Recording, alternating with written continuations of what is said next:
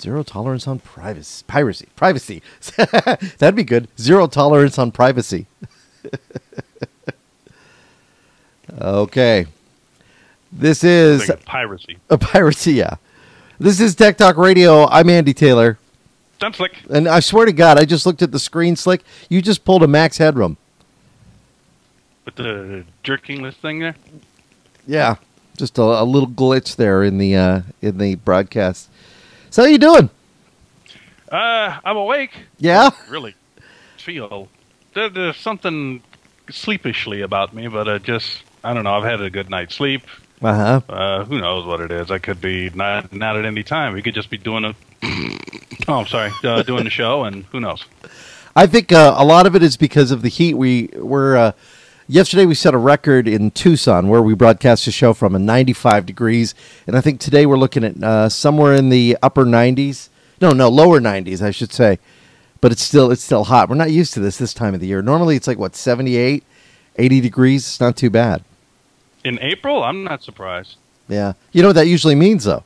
That means that we're going to have like a incredible monsoon season. I hope. I always pray for a lot of rain, a lot of water for us because we do live in the desert. So I always hope if we don't get heavy rains, then I start to worry because we have to replenish our water table. We keep our water underground a little bit, so to speak, around here, and if we don't get enough rain, then the water table doesn't fill up, and then we have to panic around here about water. Don't we? What do they call it when we get those warnings and they say don't use so much water, quit watering your lawn, all that stuff. The drought warning. Drought, yeah. Yeah, it's great. Well, a lot of people here, it's really weird because I come from California where everybody has grassy lawns and it's real nice. People get out there and they water it and all that. Most of the people like on my block, it's all rocks and cement. Nobody has grass because it's just too much money to try and keep your grass alive with water. Yeah, we live in the desert. Let's landscape to our environment. I'm all for the rocks and the pebbles and the dirt. It's not too bad a thing. Yeah. This week, I'm always careful about announcements that came out yesterday. Yesterday was the 1st of April, April Fool's Day. A lot of people are having fun with April Fools, but I'm always nervous about that because some of these companies decide, I'm going to get a little creative. I'm going to put out a cool announcement for April Fools. And then it comes and you get on the bandwagon and then it takes you a second. You go, this company's fooling with me.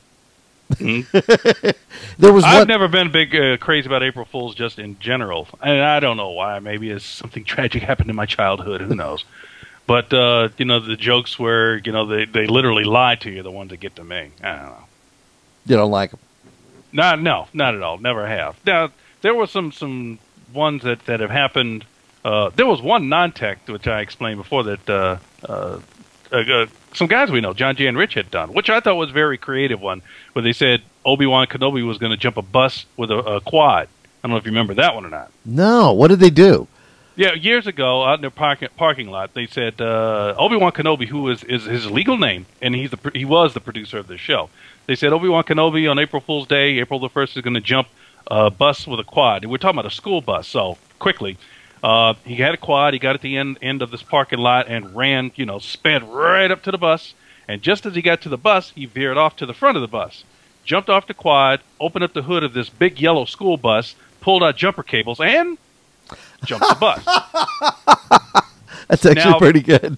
That one I got. But some of the other stuff that had been going on, I've not been too crazy about. There's one that kind of got around. I think they did it again this year, and somebody else in Philadelphia, I think, made it famous this year, where, or maybe even California, who knows? But it's a radio on-air gag where I don't know if you heard about it, Andy, but during your during the radio morning show, they'll do the show like regular, but then there's this. You hear this cat meowing. Well, if you're not paying attention, you might think the cat's coming from your car. So apparently the reports are that some people have pulled off the road while driving to work. Right. Opening the hood of their cars looking to see if a cat was caught in the engine. That's pretty good. We did one year. I don't know if I talked about this last week, but we did the fake concert. We had people drive out 40 miles to a concert, and it was a non-existent concert. Basically, it was a boom box of sitting on a table. And we would say we have live music. Well, it was live music playing off the boombox. We gave everybody for coming out a sticker and all this other fun stuff. But do you hear that?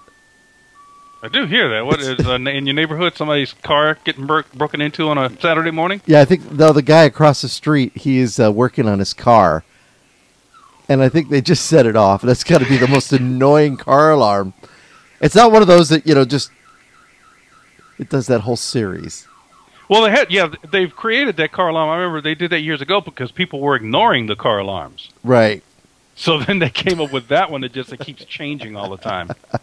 Well, the point I was making on the April Fool's thing is you really can't do anything anymore because what happens is the lawyers get involved and the lawyers say, no, don't do this and don't do that and make sure you say this and make sure you don't say that. So basically they quash every kind of April Fool's gag because they say you can't gag the audience. Matter of fact, I think FCC regulations say that you cannot pull hoaxes on your audience. The best one that I remember too was a guy who said he put $1 bill or $100 bill in a book at the library.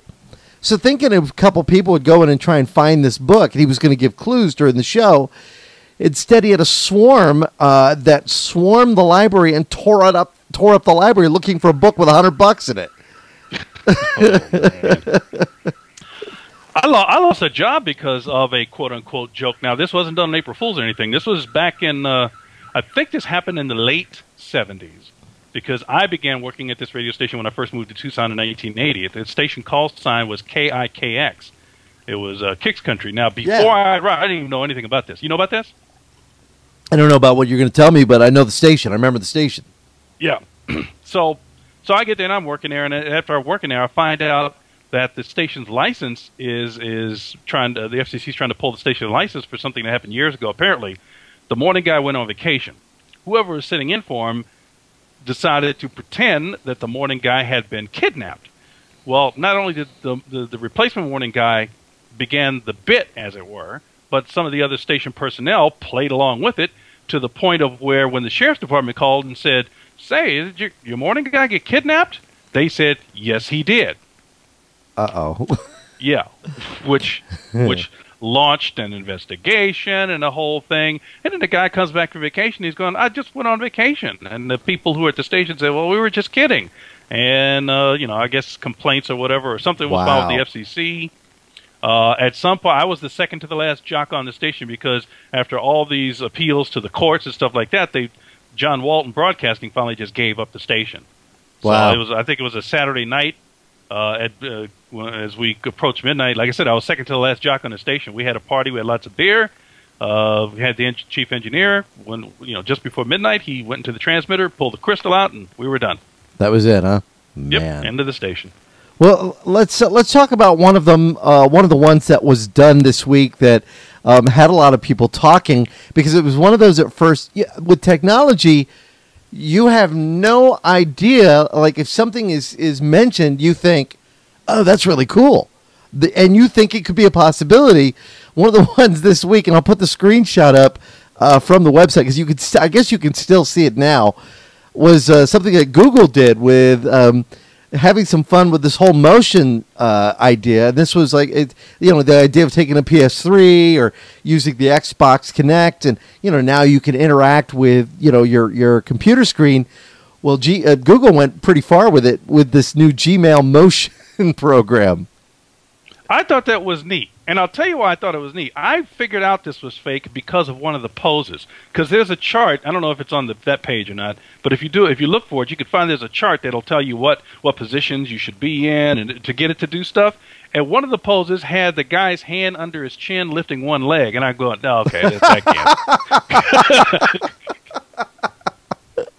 That's pretty good. Well, now they're getting really creative. They're doing email. They're doing the whole bit. I mean, that's a video that you can watch. I mean, that's actually pretty good, pretty darn cool. Plus, when you think about it, I mean, if you had, let's say Google Mail or whatever was tied to this Google Motion, and you're using like a Google Connect, come on, nobody's going to want to fool with that. Unless you're trying to exercise and do some computing at the same time. Well, people get kind of lazy, Slick. It's one of those things. They get lazy. They say, "Oh, really? I can actually do something like this. I want to be able to do that." It's it makes it pretty neat. I thought that was a good joke. They had one before too, which I don't remember all the details about, but it was something about Google. You may remember this, where the Google was tied to your toilet somehow. Yeah. And they would be scanning what's being flushed or whatever, and doing searches on that or what. It was kind of neat. Yeah, it's a new way to download. Now, I thought it was interesting because Google also had something this week. This is and the crazy thing is that I have to say, this is a joke. It's got to be a joke. And this was regarding autofill. And apparently there was a job that was posted at Google at its offices in Mountain View for you to go and actually, well, while you're there, you can actually become an autocompleter. It was a joke, yeah, but it was a funny joke. If you look at the posting, it's half a real job, half. Come on, we're not really applying. We're not hiring somebody to do this. Cut it out. It's actually pretty neat. The video is really well done. If you get a chance to check out the video, there's a link. Can you still find this on Google? This yes, autocompleter, or you maybe even do a search on YouTube. It's really well done. If you look at the posting's funny because it says they're looking for somebody. One of the qualifications, you have to type 32,000 characters. In like a minute. So. That's funny stuff. And they figured they better put it at 32,000 because it's like, suppose somebody could actually get close to that. Yeah, so they really jacked it up. All right, I'm going to show you something, Slick, and you got to tell me whether you think this is real or not. All right? I don't know if you can see your monitor, but here you go. Here's a shot of it. What do you think? Real or not? Well, let's see. I'm still waiting for it to render. Okay. Come on through.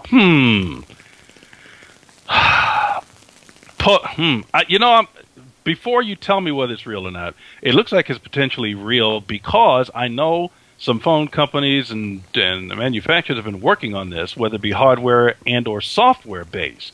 But if you're going to pair the two items, then I'm going to have to say it's fake. You would say it's fake because you would think, why would a company come out with something like this? Because you have to use two items. Yeah, believe it or not, it's actually real. This is a product from Hasbro. It's called the My3D 360-degree handheld viewer for iPhone and iPod Touch, and you could actually get the three-dimensional images from the Apple Store. And what you would do is you would put your iPod into the back of this viewer, which looks very much like the ViewMaster. You remember the ViewMaster? Absolutely, love the ViewMaster. I even had the talking ViewMaster when I was a kid. And you basically snap the device, right over the top of your iPod or your iPhone, and you can watch scenes. See, that was the downside to if you remember the ViewMaster, was if you wanted a new 3D view, what did you have to do? You had to go out and get your parents to spend the money and buy the reel with the photos on them. That were already set up for the 3D imaging. Well, now this viewer can actually take that image and make the change there and give you the ability to see it in 3D. So it's going to modify 2D to 3D? No, the pictures that are uploaded on the application store for the iPhone are in 3D. They're actually set up for 3D viewing. So you would have to have this device that would actually decode those images to give you that 3D experience. Okay, but so you can't take 3D photos with your iPhone camera or anything because physically it's not prepared. It's not ready for that yet. No, it's a way to probably get to it. It's a way for them to sell an app, to support a product. So you have a product out there, and now the product's success is going to be based on whether or not the applications are going to be there for it. I mean, if people are actually going to go out and spend the money and get the My3D apps from the App Store and actually watch, give it to the kids and let them do it. But they're doing, the nice thing about it is you're going to get more slides than you would if you were, doing this thing and going out and buying the old style ViewMaster slides. You'd be able to get more images and you'd be able to update more frequently. I mean, it's kind of different. It's a slideshow that gives you this experience. Here's some of the ones they have out already. The My3D 360 sharks. So you get a hunt, then explore in the ocean through the eyes of the shark. It puts you, it says, in an underwater shark adventure. Choose your shark, then roam underwater. Look for treasure, shipwrecks, and other surprises. It has 6 unique environments and a new adventure around the next reef. They got Sector 13, one-of-a-kind 3D, 360-degree shooter game. So you can actually make this as a game and tie this in. And then Teleport LA, where you get a teleport in Los Angeles. Yeah, that's what I want. Yeah, welcome to Skid Row. Great. Bubble Boat. I don't know. What else they got? They got Bubble Bolt, which again is like an underwater type thing. Tunnel Pilot, and then Shatterstorm. That's another. They're games and slideshows. Now I don't know how you'd be able to access the games portion of it though. I don't know. I'm not all excited about this. I don't find it interesting. But then again, I didn't think Guitar Hero was all that great either. So well, which is now gone. Like I said. Yeah.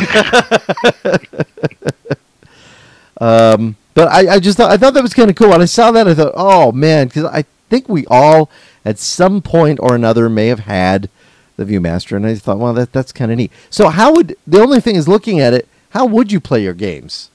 Because you have to be able to access. Oh, I guess you I just thought of something. You hold this up to your head, and it's all probably done with motion. That's what I was thinking. The gyroscope or whatever they call it that's in the camera. Yeah. So as you tilt your head right, you go right. Can you imagine being behind somebody while they're playing this thing? Hey, Andy, look at this guy with the Tourette's over here. Oh, he's listening to heavy metal. Yeah. Yeah, I thought that. That's the first thing I thought when I looked at it. I thought, wait a minute. This can't be real. And then, nope, it looks like Hasbro is really doing it. I think it makes sense. It's kind of a cool product. I don't know. Well, they probably spent the R&D, and they figured enough people are going to pay for it. So, and they probably will. Enough people will probably pay for it, but I ain't one of them. Okay, I got to ask you something. Going off the tech stuff, what's happened to stuff my dad says? Every time I tune in on Thursday night, we did not have outsourced, but stuff my dad says, I tuned in and it wasn't there. Yeah, I haven't heard much about it in regards to promotion and stuff. Now, I don't think it's in danger of being pulled permanently. I really don't. Right. I just got that feeling because there's another. If it's not the same network, CBS. I know there's another show that's being worked on that was taken from the internet and a blog, and it's similar to stuff my dad says. It's almost like stuff my mom says or stuff my uncle says or something like that. It's very, very similar. That'll be coming out. So I'm not worried about it. It'll be back, I'm sure. We still don't have word of whether Outsource has been picked up for another season, right? They could always say, yeah, we're going to pick up 12 episodes just to see if the momentum continues. We've heard it's done well, but nothing yet. Nothing official. Yeah. If NBC doesn't pick up Outsource, I think sometimes they're not really paying attention on some of these shows that they don't continue with, even with Heroes. Some of them, what they should do really is just, if they're not pulling in the audience that they're looking for the broadcast networks, put them on their cable channels. They're still good shows. Yeah, exactly. But again, you've got you have a huge cast of people in shows like Outsourced. I mean, that's an enormous cast. So I guess, that's part of the reason. Now, I do know that this coming Thursday will be a fresh episode. And then this week's episode, Diedrich Bader, who plays Charlie, gets fired from his call center job. And so Todd hires him. So he joins that. So that'd be interesting to see if they're not jumping the shark there. But everything I've heard that the show gets better towards the end of the season. Although it's been really good. I've been real happy with it. Yeah, it's a good show. I haven't... especially at the beginning, for whatever reason, I don't know why, but it wasn't able to keep me. But I never thought, never felt it was a bad show, and I've always kind of looked forward to catching up with it later, online or in reruns or whatever. Yeah. Hasn't happened really, but because they did at the beginning, to try to gain some momentum. They played it on NBC, and they were doing reruns on some of their affiliated cable channels, but they quit doing that. That doesn't help. Yeah. So Big Bang Theory, new episode of that was back last week. That was great too. It was a good episode. Yeah, this could be good because now Penny and Sheldon, not Sheldon. Leonard's new girlfriend are starting to kind of combat a little bit. This could be good. Plus, the other nerd girls are getting in on it, and they're taking Penny's side. So, right. I like it now. I really like it. That was my one thing about the show is if she alienates Kelly Kuko from from the show, people are not going to like her. It's not going to be a good thing for her. Yeah. So we'll have to see what happens there. Plus, it's got a good storyline where Penny, seems to be, she's like, I made him what he is, and now somebody else has him. Wait a minute. It was good. I thought it was really good, so I like that. Nice stuff. Okay, let's see. Off of television for a little bit. Oh, I do want to mention I did go see The Hop with James Marsden and Kelly Kuko. Actually, not too bad. It started to drag towards the middle of the movie, and I was getting a little, but then it picks up right at the end, and it's very funny. You want to stay for the whole credit sequence, too. But it's the same people who made Despicable Me. And it kind of had that feel. Kaylee looking good in there? Yeah, she does. She really does. It kind of the same kind of character. Same character, looks just the same. So it was good. I liked it. Gary Cole playing the dad. He played it just like he did his boss in Office Space, which I thought that was actually pretty cool. Oh, by the way, if you're looking to catch up on some Big Bang Theory episodes, you can watch them on CBS.com. And I just read a note that it looks like Netflix, with all the other stuff that Netflix is trying to do to compete, really, with satellite and cable channels as well as broadcast networks, it looks like Netflix is going to start, I forget what the other show is, but Netflix is going to start streaming Sons of Anarchy. Oh, nice. Yeah, and it took me a while to get into that show, but I got into it from the same guy that produced The Shield, so no big surprise here because I love The Shield. I thought The Shield was great. But Netflix is going to do that as well as, I don't know if you heard the news where I guess Netflix is going to be involved with like a new first-run show. I don't remember what the name of it is. I remember what it was a couple days ago, but I can't remember what it is now. So now there's some problem now between Netflix and some of the other creative production companies because they're saying, well, if Netflix is now going to be running their own like first-run show, they're almost like a cable satellite channel, and they're running our products. So now we may need to pull our products back and renegotiate with Netflix about showing our products. Wow. Yeah. Because, I mean, literally, they're going to be. They're going to be, in a sense, they're going to be a competing channel. But I think this is all going to shake out fine because look what happened with broadcast and cable. Broadcast shows wound up on cable, and then it flipped, and then cable had first-run shows that were starting to show up on television, broadcast network television. See, I don't understand, Slick, with the way that people watch TV now. It is totally different. Yeah. Even people who you would not expect to watch shows over the net are watching them over the net. The older generation is watching shows online. They're watching Hot in Cleveland. They're watching CSIs. They're doing this all online. Why didn't the networks think about this in the first place and say, let's make our content available? NBC seems to be like they might have been at the forefront for it because you used to have to pay for episodes. But why didn't they instead look at it and say, let's just put our content here rather than outsourcing it to Netflix or Hulu, or even though they have a ownership in that, it just would have made more sense. And why doesn't HBO or Showtime or Cinemax have a subscription plan for net only? So people who want to go online and watch some of their HBO series or the Showtime series that don't want cable television but want the cable service and be able to watch it whenever they want, why don't they just do it that way? It's just the same old story of the big fat Hollywood cats, thinking, sitting back in their office, smoking their cigars, thinking they got the world under control and they could do whatever they want. And then they find out, oh look at that. People aren't bowing down to us anymore. They find out the hard way, and now they're trying to play catch up instead of leading. Theater owners just have their Show S conference. Well, they used to be called Show S. They call it something else. And this is when all the theater owners, kind of get together and they talk about their industry, talk about changes. They're talking probably about 3D, new popcorn, about how theaters now want to expand. They want to start selling food. But, the whole idea, though, scares me because even then, you go to the movies now, you're still dropping about $40 by the time you get popcorn and a drink and the tickets for the movie and everything. And they're complaining. They're saying to Hollywood, you guys aren't making enough movies. Or you guys are not making, I shouldn't say enough, quality movies. They're saying the movie content coming out is bad. I beg to differ. I think consumers are saying, wait a minute, I'll wait for it to come on DVD or Blu-ray, or I'll go to the second run theater to see it because stuff is cheaper. People do not want to spend $10 for a movie ticket if they're going to go with a family or even on a date. You're dropping $20 right there. You can spend $20 on dinner now.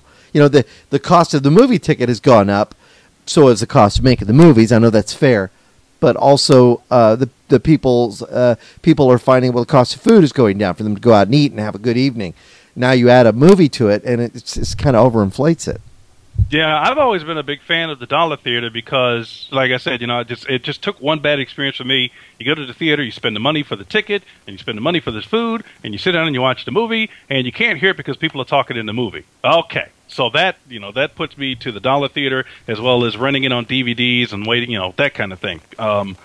Plus, I guess now the theaters, which I think is a good thing. Some of the theaters are now trying, and I don't know if it's all the majors, to be honest with you, it's probably smaller ones. But they're trying to make it an experience, and you've probably seen the stories of theaters where you come in, but you not only do you pay for the movie, but you get a meal, not popcorn, not a hot dog. I mean, an actual dinner with wine and beer, and you're sitting in a recliner. Some of them you get to smoke. I guess you get the cigars and the pipes or whatever. But I mean, it's not a bunch of people crammed into a theater. It's spread out. It's comfortable. It's almost like sitting at home in a love seat. You got your date sitting right next to you, and they're comfortable in the chair. It's a really great experience. I don't think we have one of those theaters here. We actually might have one of them here, and I just don't know where it is. Maybe the ones that are showing the Arizona Film Festival is going on right now in Tucson, and I think that it's called the Show. There's one theater, and I think they do that. And the Loft, I think, sometimes does some interesting things out here in Tucson. I still miss the drive-ins. I mean, come on. I think the drive-in was fun. All of our drive-ins out here were closed, but I thought I read something about somebody actually trying to put one back together. Right. I don't know what the status of it is. I don't think it's up and running, but they're looking at taking an old drive-in property and either turning it back on or getting some new property, putting up a screen, and making it. However they update it. I guess the cheapest way to do it would probably be just to put up a screen and stream the audio to, FM stereo receivers would probably be the easiest way to do it. Well, what some of the resorts do during the summer, because here in the summer, a lot of people will go to the cooler temps. They go to the beach. They go to the mountains. They get out of Dodge. They get out of the desert. So what some of the resorts in, Palm Springs, generally where you have warmer climates, what they do is they offer a family pack. So what they want is local families to go stay at their hotels, and you can go in rather inexpensively. So if you're coming from outside the area and you want to take a little vacation, you come out to Arizona. It's what my folks used to do. I never realized they did it because they got better rates in the hotel rooms because we were in Huntington Beach, so we go to the hot climate. But what we would do is we'd go and stay in the resorts, and this is what you can do too.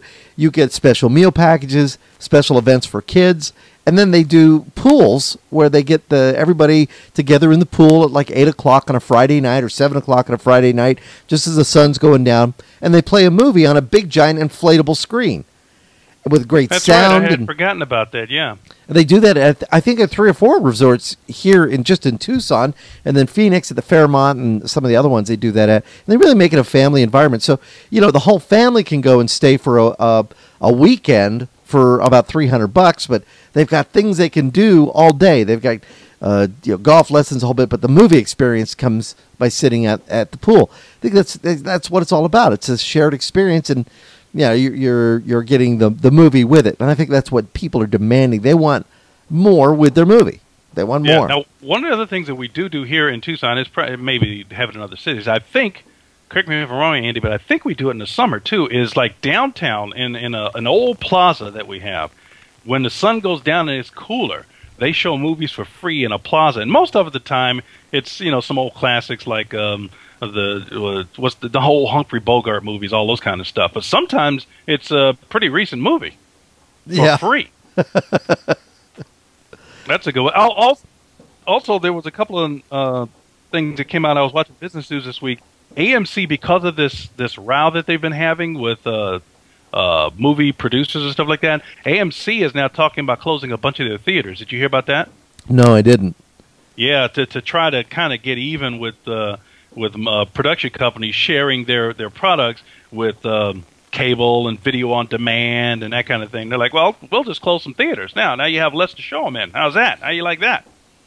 Wow. That's crazy. I went to one of the Show West conferences once when it was actually Show West, and they did it at Disneyland Hotel. I was a security guy there. And I remember I was walking the floor, and the lady says, "Hey, come get your blood pressure checked." And I said, "I'm on duty." She goes, "No, come on over, get your blood." So I sat down, right, take my jacket off, and she starts to put that armband, around to. And this guy sits down next to me, says, "How you doing?" And I look over, and it was Sidney Pollack, the film director. Yeah. And I was like, "I'm doing great," And so we're having a conversation here about Anaheim and whatnot. Nothing about the movies, nothing about what he does, nothing about what I do, right? Mm-hmm. And it was surreal. And then what was even weirder is Gary Kurtz walks by. And I'm like, that's Gary Kurtz, the guy who produced Star Wars. I'm thinking, oh my God, it was just a weird place to be. But this is where they talk about the industry and what drives the motion picture industry. It was kind of neat stuff. Wow.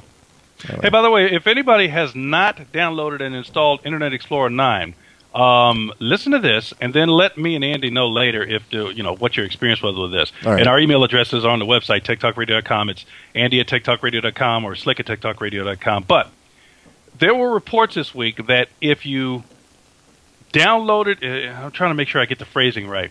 I was under the impression that if you had Internet Explorer 9 installed and you go to this page on Hulu, I think it's hulu.com/plus for Hulu Plus, that if you're using Internet Explorer 9, the free trial that says a week was supposed to change to a month. So yesterday, when it was supposed to be in effect, I didn't do it today. Maybe I will, maybe I won't. But I did try to go to the web page on multiple computers with Internet Explorer 9 installed, and I didn't get the offer for a free month of Hulu or Hulu Plus. All right. So I'm wondering if you have to. So if anybody else could try this, just if you have Internet Explorer 9 installed, would you try Hulu.com? I think it's /plus to see if you can get a free month of Hulu Plus. And maybe B, try this. If you've got a computer that you do not have Internet Explorer 9 installed on, you're supposed to download and install Internet Explorer 9, then go to Hulu.com/plus and it's supposed to work. I don't know.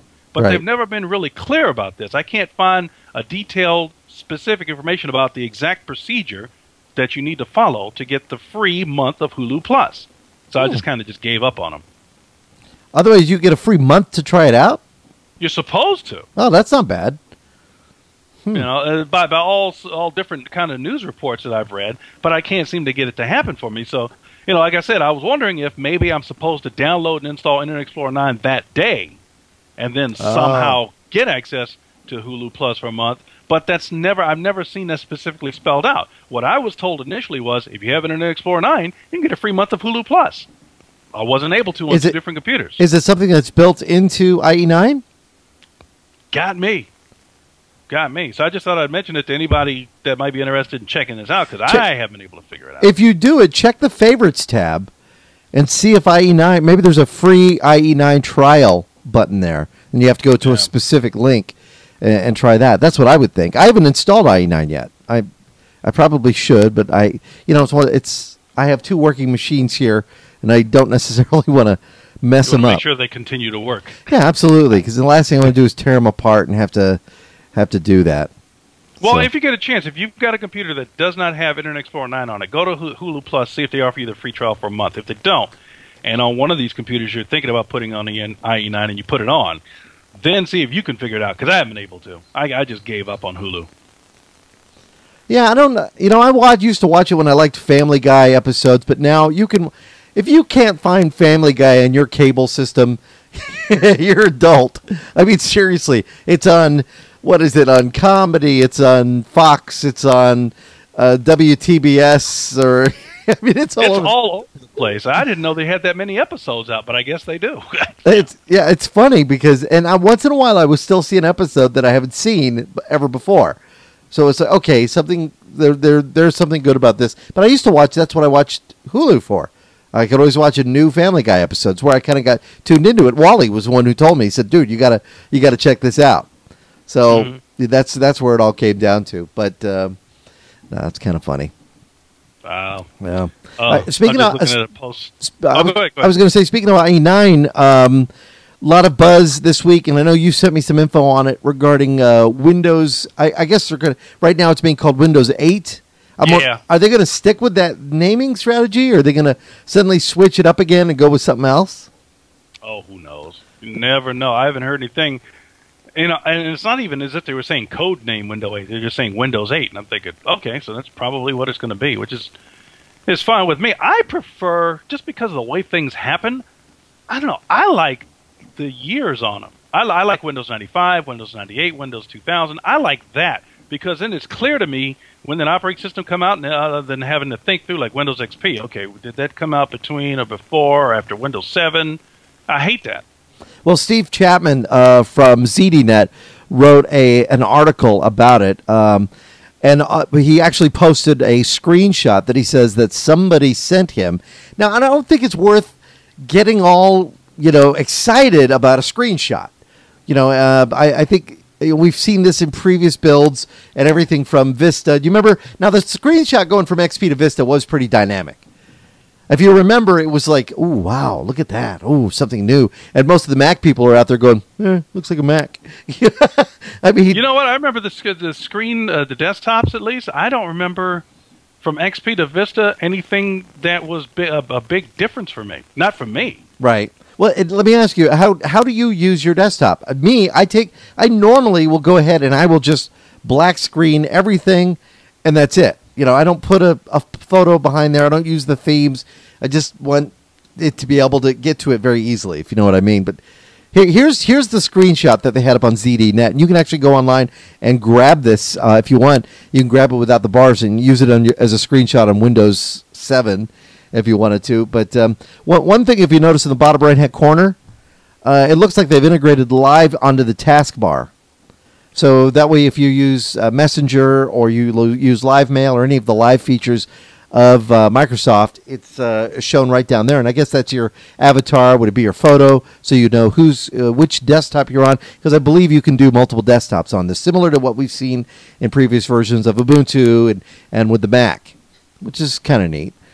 To me, just the screenshot that you're showing right now, same Windows. I mean, same desktop to me. No big difference. I mean, that's why I don't get all excited about. I mean, unless it's some kind of unbelievable, brand new graphic design and positioning of some sort. It's pretty much all the same to me. Even in regards to Windows and Macintosh and Windows and Linux, to me, it's all the same difference. I think it's all about the user experience and how fast everything works. Like people, they wowed us with the Control Tab key, and I was like, ooh, this is neat. Look at this, I can fly through Windows and all that. I don't know too many people who use it. Like I will use it when my mouse suddenly stopped working, or if I forgot to attach a mouse to the computer because I move them around so much. To fly through the screens and pick a screen that you want. I mean, that makes it easy. But most people I know do not use it.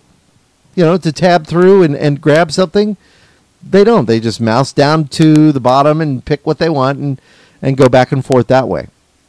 Yeah, if my desktop or my GUI, my graphical user interface crashes or it gets stuck, then I'll Alt-Tab through to try to find a window or something. But other than that, yeah, it's I don't know. I don't even use the Windows key. I mean, I'm glad it's there. I think it was a great idea for most users and novice users and stuff that they put a Windows key on a keyboard, but I can't remember the last time I've ever used it. That's usually the way I find out whether my system has crashed or not.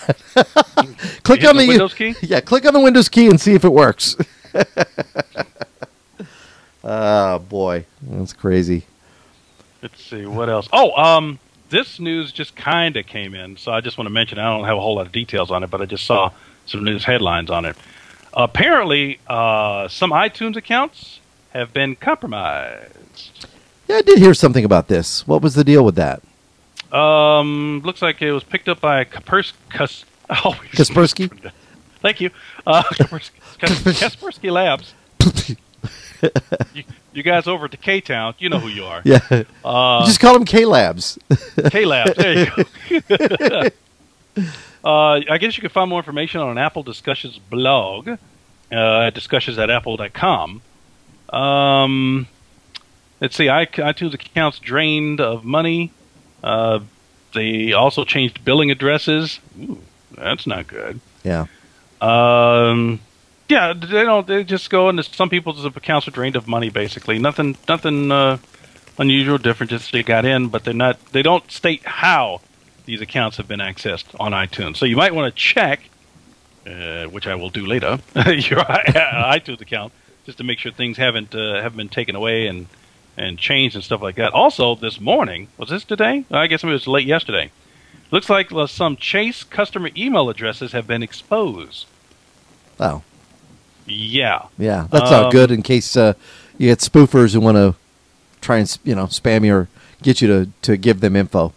Now, they're saying, according to Chase, JP Morgan and Chase, that that's pretty much it. They don't think anyone's financial data and information has been modified, changed, hacked, anything like that. But they are saying that email addresses have been exposed. But if they got an access to email address, I mean, it just can't be that big of a hop, skip, and a jump to the rest of the stuff if you know what you're doing. So yeah. So if you have a Chase account with JP Morgan or a sub bank that belongs to them or works with them or something, check your bank accounts. Just be safe. Check your bank accounts. I got a very interesting letter in the mail, a postcard in the mail from the Phoenix Police Department. And in it had the name of the officer and an incident number. And it said they were investigating some ID theft. And regarding a company, and they had the name of the company on there, right? Mm-hmm. So, well, that's kind of interesting. And they said they'd been trying to reach me and hadn't been able to. If I could please call the officer at my convenience for their investigation. So I'm like, it's kind of interesting, right? And then I remembered back the day before I moved out of the house, which was good timing, just before at the start of my divorce, I had driven to Phoenix to drop Destiny off at her friend's. Parked the car, we get everything out of the car. I was inside for maybe 20 minutes, talking with the girl's parents that I was dropping her off at because they were going to go to some concert, blah, blah, blah. Got in the car and started driving away, and then went to a gas station to get some gas. Actually, no, it was to get a soda because it was really hot. And I couldn't find my wallet. I knew I had my wallet. It was in the dashboard of the car. And I thought, well, where'd my wallet go?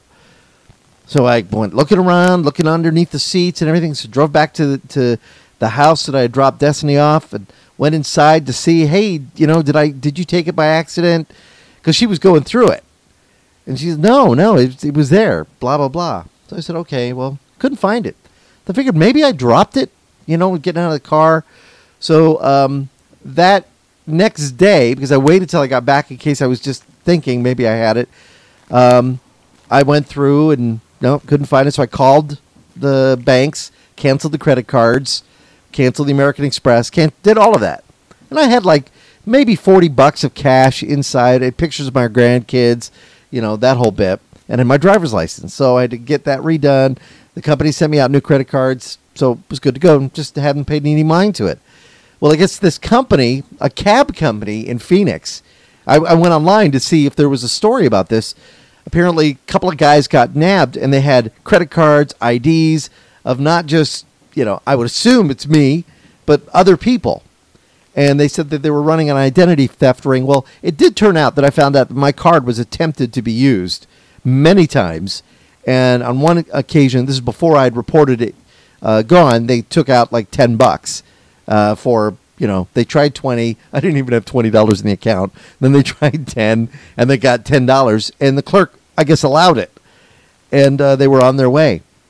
So the bank actually refunded, I think they refunded me the $10. And nice. Yeah. So either way, these guys, whoever it was, has been caught. And I have to assume, I haven't talked to the detective yet.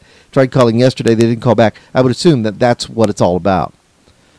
Wow. But you never know. I mean, you think everything's fine. And this is, I got to remind you, this is 2 years ago, Slick. Because I moved out in, June July 1st of 2009. So this is when that happened. Well, here's something that happened. All of a sudden, there's like a lot of news about identity theft and people getting ripped off electronically and stuff. Here's something. I'm not going to give you all the details. I'm going to give you the headlines on this because there are twists and turns. It's a great story, though. It's a real great story. But here's how it starts. eBay. So they're buying software. They're looking to buy software on eBay. Okay. So at some point, after the third attempt, they wind up trying to buy what they want. It's an edition. It's Sony Vegas Pro for $70. If you take a look, Sony Vegas Pro in general, a couple hundred, at least $500 on the Sony website. Which version? 8. Version 8, because they're up to 10 now. Exactly. Okay. Exactly. So they decide to purchase Sony Vegas Pro 8 through an eBay seller. So they pay the money, they get an email, says you can download the software. What? Oh. Yeah. So they try to download the software, and they download it. It's a zip file. Right. They try to unzip it with Windows. Won't unzip, says it's empty. They contact the seller. Again, I'm giving you the headlines. The full story is a great story, but I like this full story. This is good. So far, so good. But no, this isn't the full story. There's much more here. I'm giving you the good stuff. I'm trying to so the story makes sense. But the full story is amazing. So they download the zip file, unzip it, nothing there. Contact the seller. Seller says, "Oh, you need to be able to unzip it."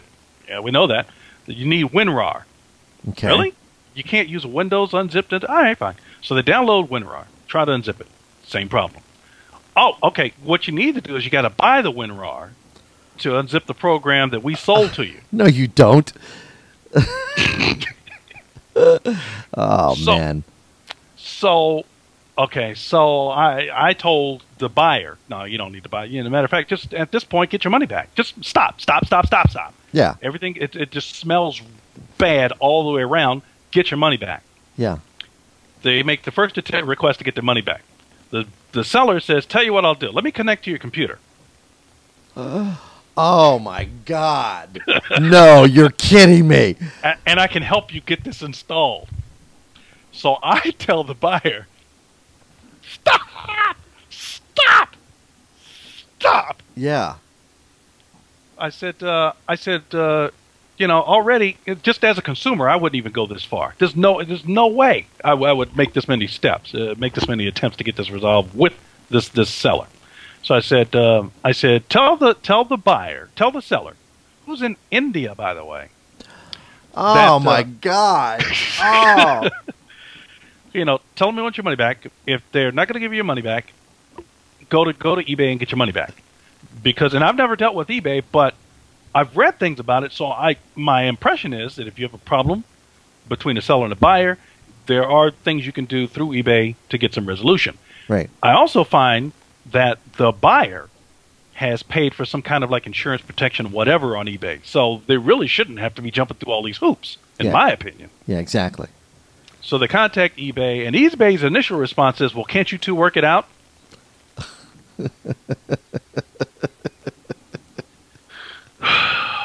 I said, tell eBay, no, we can't work out. Because the moment you make an attempt to work it out, eBay's going to go wash their hands and go, "Well, you guys are handling it. We don't need to be involved." Exactly. So I said, no, go straight back to eBay and said, "It's your responsibility to make this right." So they get back to eBay, and then they find out by just doing some checking afterwards that all of a sudden the seller's account is closed. Oh, no. And apparently now all of a sudden other people are having problems with this particular seller too as well. Right. Before they weren't, but now they are. Oh, yeah, of course.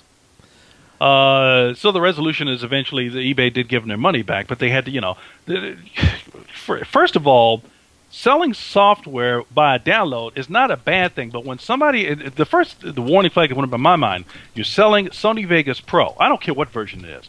You're selling Sony Vegas Pro via a download, which tells me, well, how many other people are you selling this particular version of Sony Vegas Pro to? Is the exact same product key being used for everybody? Yeah, exactly.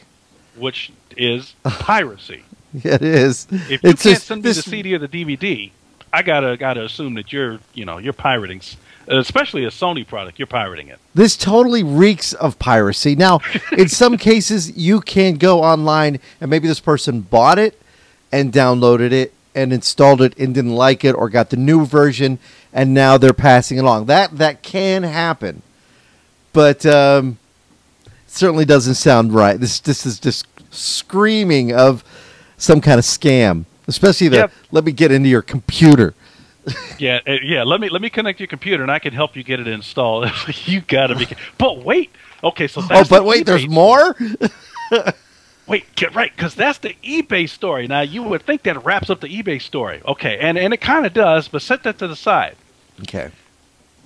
A day, I'm going to say hours later, after all of this has been taken care of, all of a sudden now $300 is missing from their checking account. $300? I thought he spent it 70. Right, but this has to do with purchases that have been made in some other locations that nobody seems to be able to track down now. Oh, my God. Wow. It would have been cheaper they had to close the accounts, cancel the cards, all that. Wow. Crazy. So have you ever done, I know people that have done a business through eBay. I'm not saying eBay is a bad company. However, I have a problem with the way they handle this issue. If you're doing business through eBay, if I were eBay and I was running that company, if I would try to protect myself from making a big statement up front saying, use at your own risk. I'll try to help you, but if you lose money, you lose money. Right. But that's not the impression that I'm aware of that you get when you use eBay and work through eBay. The impression I get is that if there's a problem, this company is big enough to handle these problems. Absolutely. Wrong. But they should be. They should be. Yeah. Whitman's got some extra time in her hands now. Huh? Meg Whitman has some extra time in her hands now. Yeah, her pocket's a little emptier though than it used to be for running for California governor. But boy, this is outrageous. That's the whole thing, and that's what sours people to that whole idea of doing something like this. They go, okay, I'll do it. I'll put something online. They sell it, and next thing you know, they're scammed. And they don't get a serious buyer. My mom had some lady come over. My mom's selling my sister's wedding dress. So she thought, I'll try it out. The lady wants to come over and look at the dress and starts, I don't know, it was weird. Then she wanted to use my mom's bathroom. See, at least when you're selling on eBay, and it's somebody out of the area, you don't have to worry about them coming over. And I told Mom, you don't have to do that. Just tell the person, here's the dress, you want to buy it, we'll do that. Yeah. Well, here's something else that I was aware of that I don't know how many other people know about, but I've always thought was a great way to kind of try to sell some stuff. Now, I've got friends that have bought and sell stuff on eBay, so even broadcast equipment, audio consoles, audio recorders, all kinds of stuff. It's where I bought the Gentner for the show, which we did it from eBay. I bought it from eBay for $200. Yeah. I bought it for $200 about almost 8 years ago. But there's like a kind of a side service that's available, which I don't know. They don't seem to publicize it. I would publicize it a little bit more. But apparently, let's say I had a guitar and I wanted to sell a guitar. And let's say there's a guy across the country that wants to see the guitar. So what I could do is take my guitar to a local eBay agent. And I'm talking about the stores like, Mailbox, etc., Plus, whatever they are.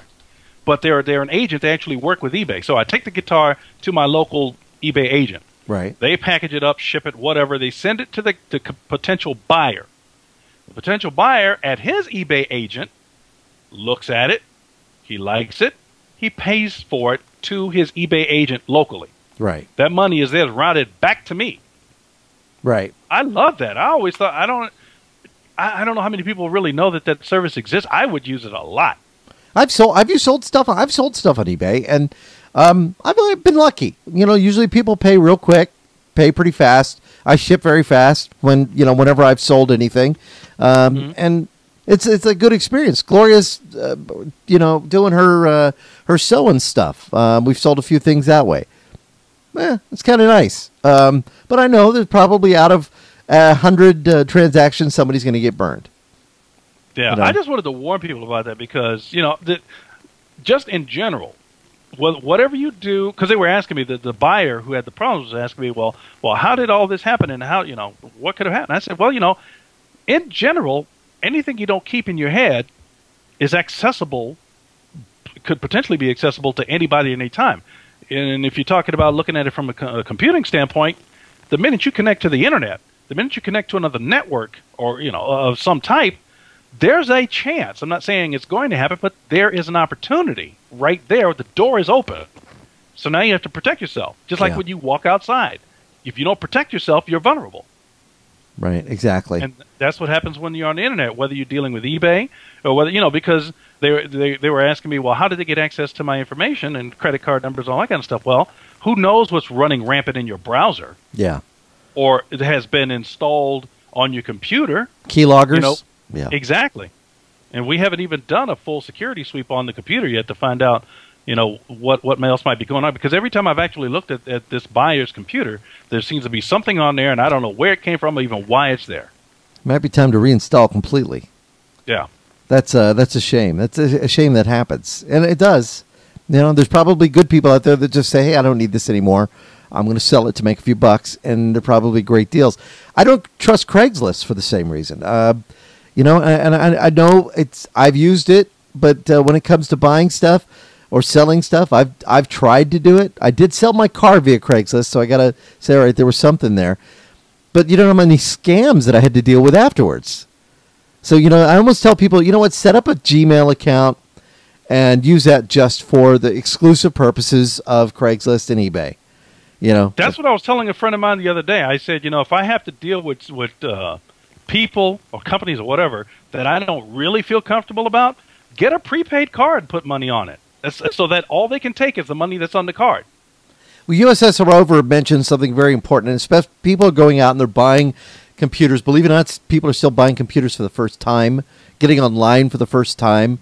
They don't know that out of the box, they're not protected from the internet. Now, Quest says, we put blocking and we have, a special router. But generally, most even cable companies that I know of, they don't provide a hardware solution for you to be protected. So it's up to the person to install a software firewall or some kind of protection on their PC. And, what happens is they end up connecting to the net thinking everything's good. They run through whatever they need to do. And in a situation where you have no hardware firewall, no software firewall on your computer, you're available, you're identified, you're signing up for things. It takes like 15 seconds, as USS Rover mentioned in the chat room, to be infected. One infection leads to 2 to 3 to 4 to 5, and it can just expand over minutes.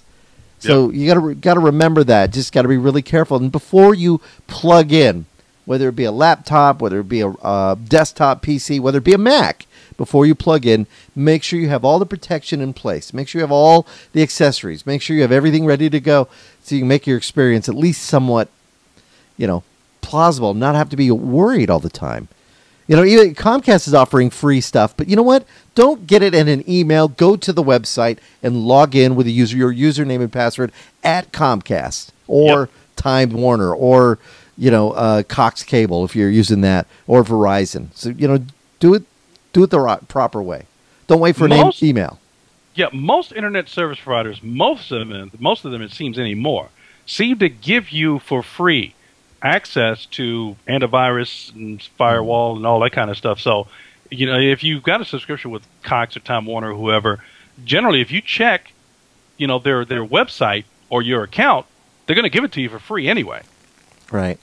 As far as I'm aware, I mean, even Quest, all of them, they package it with the service. But you can buy inexpensively now. You can buy the D-Link router, which I think is a great router. I like that one with Wi-Fi on it. So you can have that. You can have the Wi-Fi going on in the house. And if you don't know how to do it, hire somebody. There's somebody in your town that'll come out for a reasonable amount of money and securely set up your Wi-Fi network. So it'll work with your TV. It'll work with your iPod. It'll work with your Android. It'll work with whatever devices you want to connect to wirelessly. Yeah, I've noticed some of the newer units, too, that are available, some of the newer Wi-Fi router units that are available. They're also going to, I hope I'm not wrong, but I think Cisco was one of the leaders on this. they came with easy setup software. So it was the most plain English I've ever seen in my entire life. Yeah. Where you take the thing out, you take the wireless Wi-Fi router out, you connect it to your service, you connect the computer to it, and they tell you, log in here to get access to the interface, and you put the address in the window, and they walk you through in plain English on setting it up, plus they include a USB key. And they said, okay, now that you've got this set up, do you want to set up other computers? Yes. All right, insert the key. We'll put the information on the key, and then you take the USB key to other computers. They say, if you want to set up any other computers ever to your service, just plug this in. Right. And you plug in that USB key, and it goes through the routines, and everything is locked down, secure, and snug. And that's not a key that works with everyone. It works just with that specific router. So if somebody else's key... With that specific configuration. Yeah, exactly. Yeah, the Cisco, which is, they make the Linksys product, that is probably one of the best ways to go. Again, I like D-Link. Belkin's good. They all have something to offer. So it's just a matter of finding out which one you're comfortable with. And, a lot of questions people get is, can you use a D-Link, Wi-Fi card or USB stick with a Linksys router? Yes, you can. So that's just taking an extra step. Yeah, I had that conversation with somebody the other day where I was trying to... we were talking about connecting computers to the network and what hardware they needed and what they had, and their eyes kind of glazed over as I tried to slowly walk them through the terms. Right. Because they were saying, well, I have a router. Yes, you do. But I want to connect this computer to my service. Okay. And I have a router, and they were talking about two different routers that they were trying to use on one service with a different computer. And I'm going, no. You have the router, and then you have the Wi-Fi network adapter, and then you have, the Wi-Fi network adapter, and then there was another term that was confusing them. So I tried to slowly walk them through, and their eyes were just glazed. They became, just enough. And I said, I understand your confusion. I'm trying to do this slow. I really am. But I kept trying to explain to them that, in general, one Wi-Fi router does not connect to another Wi-Fi router. You can make them do it, but just as a regular, normal novice person, the router doesn't connect to the router, and they couldn't get that part. This stuff is pretty easy to set up now. Yeah. It depends on how comfortable you are, but they, like as you said, the easy button. We'll call it the easy button that's on the routers. They make it pretty easy for you. All right, one of the big stories this week that I was hoping that he would get as many Twitter followers as Charlie Sheen did in the short amount of time, was the Bronx Zoo Cobra. I was wondering what the status of that was going to be, because I knew about the story, but my impression was that the Cobra got loose outside of the zoo. So it was outside. Turns out it was inside a building, but I thought it was outside. Many people checked this out, and they were following the Cobra. I thought it was some of the most original tweets I'd ever seen. I mean, look at about 9 hours ago, the Cobra tweeted, "Just found a Rita Hayworth poster in my exhibit. Things might be looking up." Wasn't there a post from the Cobra about running for president or something? Oh yeah, he was doing all kinds of things. Like if you see a bag of chips at New York's Yankee Stadium, it was opening day of baseball. If you see a bag of chips moving along the ground, just pay no attention to it. It's probably nothing. Meaning like it was the python. Here's one, a very special. Where are they now? Brittany's albino python on my new, formerly Ryan Seacrest site. Sad, sad, sad story, and then a link. So I don't know. Just I saw some really, really fun tweets on that, and it was kind of fun to follow. Just the fact that a cobra was able to get loose from a New York City zoo just bothers me. It just bothers me. Aren't they supposed to be like a pinnacle zoo? I mean, it's New York City, for crying out loud. Come on. A cobra gets out? I honestly think it was I probably shouldn't say this, but I think it was staged. Because think about it now. Either that or somebody just said, it's loose, it's gotten loose before, so we'll just close the exhibit, we'll find it. They're used to it. But here's the thing, I think. They're going to make so much money on this. Not only with the shirts, people coming now to see the Cobra that they say escaped, but kids' books and animated series. You could do so much with this. That's the whole bit. Even a movie. You could do an animated movie about the Cobra. Just based on the tweets. I think it's incredibly original and fun. Snake on the road. They're on a road trip. You could end it real quick too. You can see the snake hitchhiking by the side of the road. Oh, you know what? I flipped across. I think it was the Conan show, Conan O'Brien, and right. I think they did a bit where the snake was sightseeing in New York City, sitting on the top of a bus, wearing sunglasses, at a baseball game, at a theatrical performance. Yeah, they had a T-shirt and a sombrero hat, and it was it was kind of cute. Man, my mom from Burma used to have a mongoose. I mean, they could have brought that mongoose in. It would have taken care of everything. Yeah, because I remember from childhood, aren't geeses? It would be mongoose, natural? Yeah, the mongoose. The natural enemies of cobras or snakes or whatever, right? Yeah, mongoose is not afraid of the cobra, and the cobra is not afraid of the mongoose. So together they battle until one of them dies. Usually it's the cobra. Yeah. Hey, do you remember in drag racing, way back in the day, there were drag racers or hot rod cars or whatever? One was a cobra and the other was a mongoose? Yes, they would have raced next to each other. Yes. Yeah. Classic races between those two. I think it was King? I think it was the King Cobra, they called it, and then they had the mongoose that would do it. Was it Big Daddy Don Garlitz? I'm starting to wonder. It could be. Shirley Cha-Cha Muldowney, remember her? Oh, yes, I do. Yeah. Yes, I do. Do you remember Hell on Wheels? Hell on Wheels? No, but that's a casting director's website. This was supposedly a drag racing tank, and I think I saw it once when I was in Albuquerque. When I was a kid in Albuquerque. Drag racing tank. Wow. Yeah, they used to showcase it at races and stuff. Right. It wasn't really all that great, but for a kid, it was really good. Yeah, it had to be pretty dynamic to see. That's pretty cool. I do like that. All right, let's see. You had put up a couple of links that I thought were cool, and I wanted to share a couple as well. First, I wanted to show one of the companies that announced a product this week. Actually, a couple of products, and I certainly want to mention them, is my friends over at Cooler Master.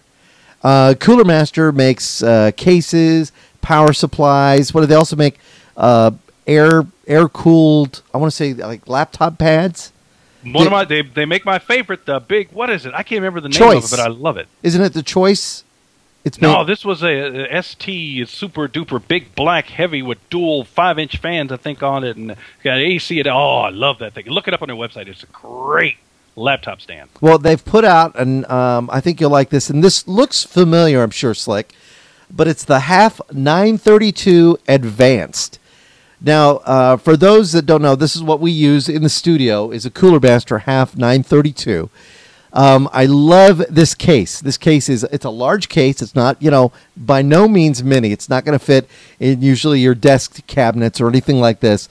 But you have a lot of rooms, a lot of room on this case for any size motherboard. I don't know if you can see it on the bottom right. You will see what looks like little slats. Those are for hard drives. So you've got space there for 5 hard drives there. You have also hard drives that you could store up on the top. You'll see a little on the top right. You'll see on the inside case, you'll see places there for DVD-ROM, backup drives, Blu-ray writables. And just the case is well ventilated, it's well designed, and it's easy to work with. You can put it on wheels or you can put it on pegs.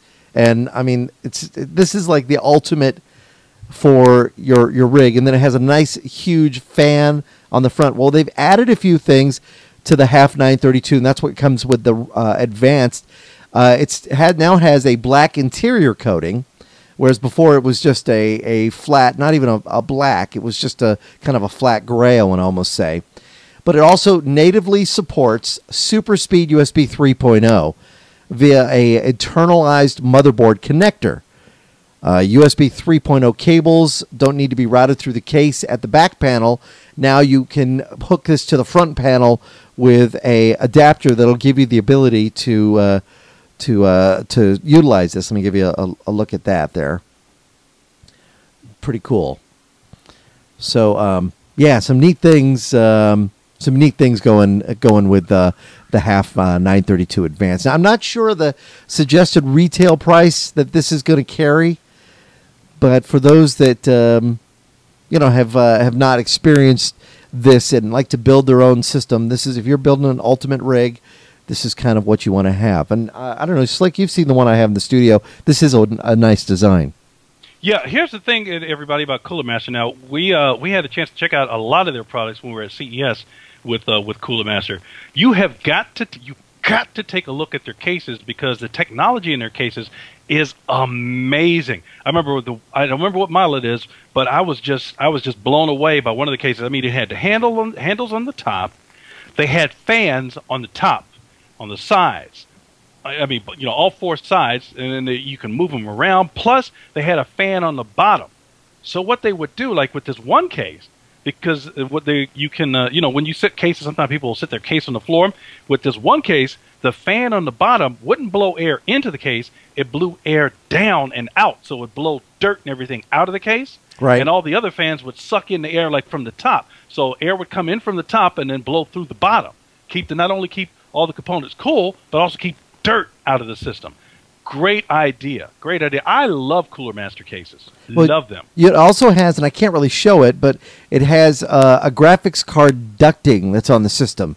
So for cards that are SLI configuration, Crossfire, and you need to have that airflow go across that, this gives that. They also have a 2.5-inch SSD tray now for your drive. So you can easily put that 2.5-inch drive, if you have a solid-state drive, put that inside a tray, and easily, you know, again, the airflow is going to work really nice throughout that system, but you have a tray now to put that in. You don't have to put a lot of different wacky connectors on it, which that also makes it really neat. And it's going to be available this month through the month of April in North and South America. But they've also put out another power supply. Now, I like their power supplies.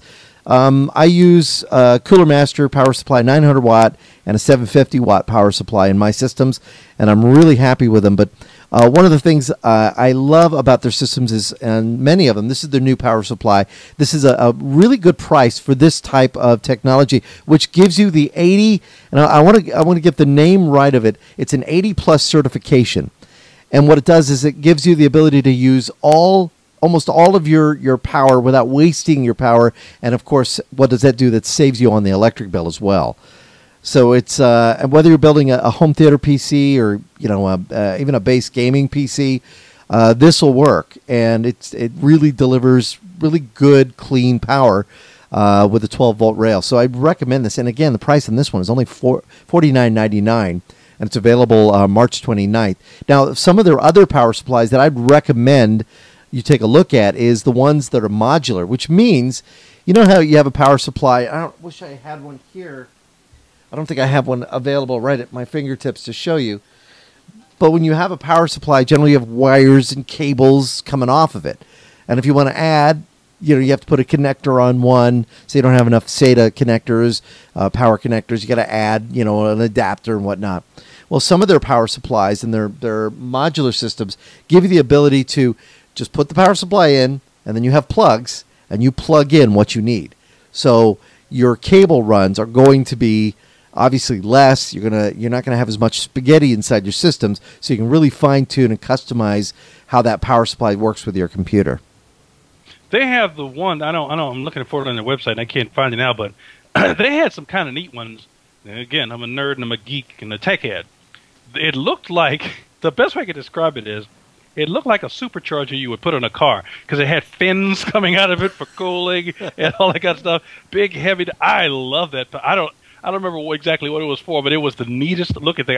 You had to get a big case for it, but it would work. Well, we haven't even talked. That's the cooling for the processor.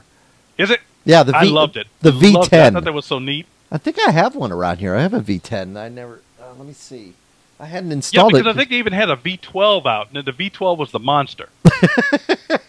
And the one the computer we use here in the studio, we use a V8, and that works well. I'm trying to see if I thought I had one somewhere. I probably do, and it's pretty monstrous.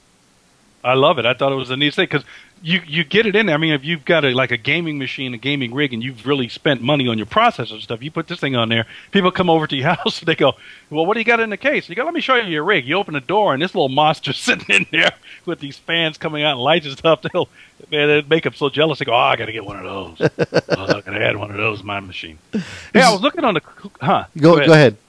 No, I was just gonna say I was on the Cooler Master website because I wanted to tell people about the laptop cooling system that I have. It's called a Strike Force. It's a Cooler Master Strike Force. It might even be the SF-19. However, I just noticed that there's a newer version out of it that we have got to get our hands on because this. I mean, the Strike Force that I have is a great device and everything, but this newest model supports USB 3.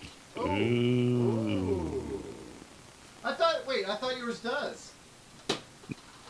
You know, I have to double check, but I think it supports you. I think the one I have supports USB 2, but I'll have to double check. I think yours does do USB 3.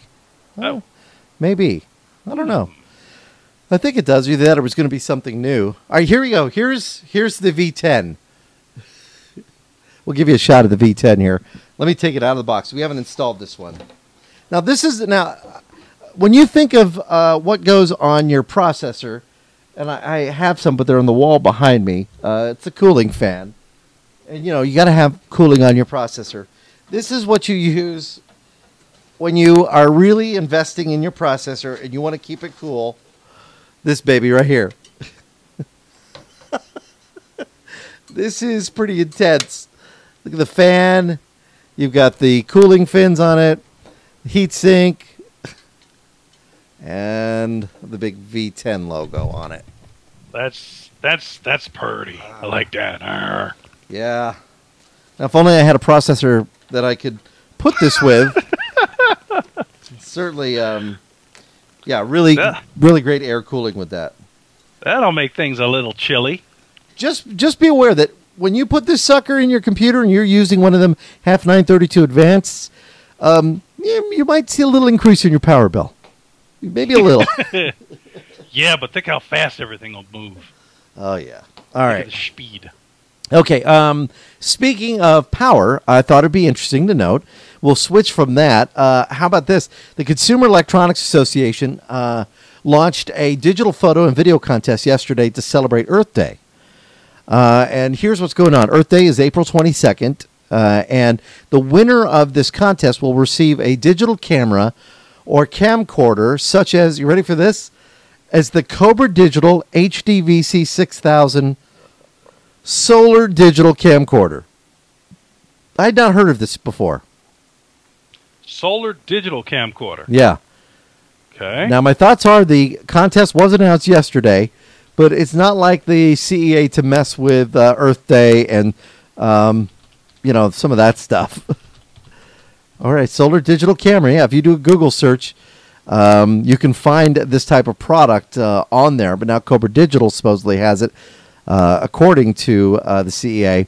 Now, what they're looking for is they're looking for photos that are showing their vision, people's visions of Earth, and they'll have different categories. And if you want some info, here's the website address. It's digitaltips.org/best shot. digitaltips.org/best shot. And then what they're going to do is the winners and the finalists will have their entries displayed on their website. But they could also receive other prizes such as an Olympus Stylus Touch, a tough digital camera, a Kodak EasyShare M590 digital cam, a tripod, digital camcorder from Cobra Digital, and then all entrants receive a discount code to purchase a CEA Tech Enthusiast. Are you a member there, Slick? No, I'm not. Not yet. I went ahead and did it. I just figured, it was a good deal. But they put out some interesting information. The consumer electronics industry recycled about 200 million pounds in 2009. They estimate that figure rose 50% to 300 million in 2010. There are 5,000 permanent collection sites available nationwide from their member companies. You go to digitaltips.org, you get information there. And then also more than 27,000 consumer electronic product models meet Energy Star specifications. So just a little something that they're doing just to kind of, as we approach Earth Day, to really kind of keep people up on. Saving power, always a good thing. Yeah, I thought that was kind of neat. So wanted to share that with you. Slick, you had mentioned something too about Toshiba. You had sent me something on this, but I couldn't find any information about it. This was regarding a product from Toshiba. You put one of our show links, and I was like, I don't know what it is. Was it a touchpad? Oh, let me take a look. Let me scroll back. Oh, no. This has to do. This has to do earlier on in their program, in our show. Oh. That had to do with April Fool's Day. Okay. Well, go ahead and pull it up. Well, I couldn't find it. It actually, I think they'd already pulled it down off the site. Really? Let me try, because it worked this morning. Yeah, I tried. It was working. Let me see. Paste and go, and let's see. Loading. Still there. All right. Everybody, if you want to follow along, try this. Okay, give me that link. Okay, us.toshiba.com/spectacle. Let me spell that. SPECTACLE. Okay. I'm waiting for the page to load. Oh. Now it's working for me. Oh, that is great. You tell them what you see. It is the world's first 3D monocle. That is great. Which almost could be, technically, I'm sure somebody could work it out so it actually works, but it was supposed to be the Toshiba April Fool's joke. Because, and the way you find out is because as you scroll down, let me get back to the page, as you scroll down, right, when you get to where it says ready to buy, when you click on it, then go ahead and click on it, and you can see. As video, and where is it ready to buy? Yeah. Get pricing April Fools. Oh, that is great. So that's a good really one. Because I told Andy earlier in the show, I'm not real crazy about April Fool's jokes and stuff like that because, some of them get a little out of hand and they take it too far. And, at some point, instead of a joke, it becomes a lie. But the stuff like this I like. That's neat. I like that. It's creative, if anything. Yeah. I want one personally. Yeah, that would actually be kind of neat if they could get that to work. Then you could still drive down the road and see movies in 3D. Now I'm wondering. I mean, it looks like they had to do some kind of a physical mock-up, for the bit. Yeah. So I'm wondering how many of these actually exist because I want one. Well, it's probably. Let me take a look at that because I bet you it's some kind of a Photoshop image, just photoshopped into a lens. Let's see, where'd I put that? I'm thinking it could almost be a physical lens because the way he's holding it on his eye. Yeah, it could be, and then they just made it up. Yeah, it's kind of neat. Hey, have you ever been into swapping? Wait, let me rephrase that. Me?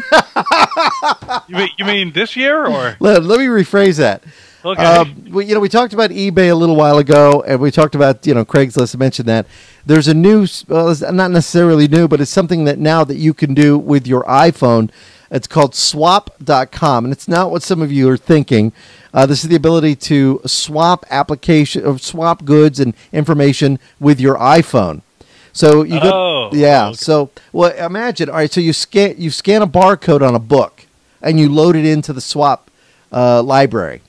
Then maybe you're at the store and you say, "Hey, I want to see if this book is available." You scan the barcode to see if somebody maybe has that book in the library, and then you can swap it.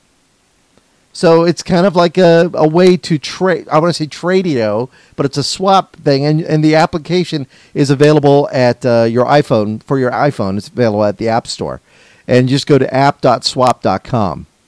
So kind of neat. I think there was a bookseller there, and this. If you do a search on it, everybody can find this news report about it. But this week, or in the past couple of weeks. It's either Barnes & Noble or Borders or some other online bookseller or something where they tried to and possibly have even shut down a book swapping service because like I have to clarify. That's what it was, electronics books.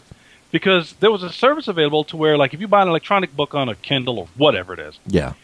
And you want to loan it to somebody or even trade it with somebody, there was a site that kind of provided that service, so you could get it off your Kindle and give the book to somebody else, and they would either pay you for it or trade you with one of their books. Right. Well, the service was shut down because the booksellers were saying that they were losing money on this, and I guess and one or two of them have their own kind of lending service available where you can lend a friend a book for 7 or 14 days or whatever it is, electronic book from your device or whatever it is. So they kind of shut down this service. There's also been there are other swapping services out there where for physical books, actual, like paperbacks and novels and hardback books, where if you have a book and you can't sell it or don't want to sell it, would rather trade with somebody, you can put it up on the service, up on the site, and then somebody can go, well, I'd like your book. I tell you what, you send me your book and I'll send you this book. Right. Which is kind of neat. There's loaning trading services. But there are also swapping services available for iPhone that, if you're participating in a event. I'm just saying. I'm just saying I know they exist. So that kind of swapping. Yeah.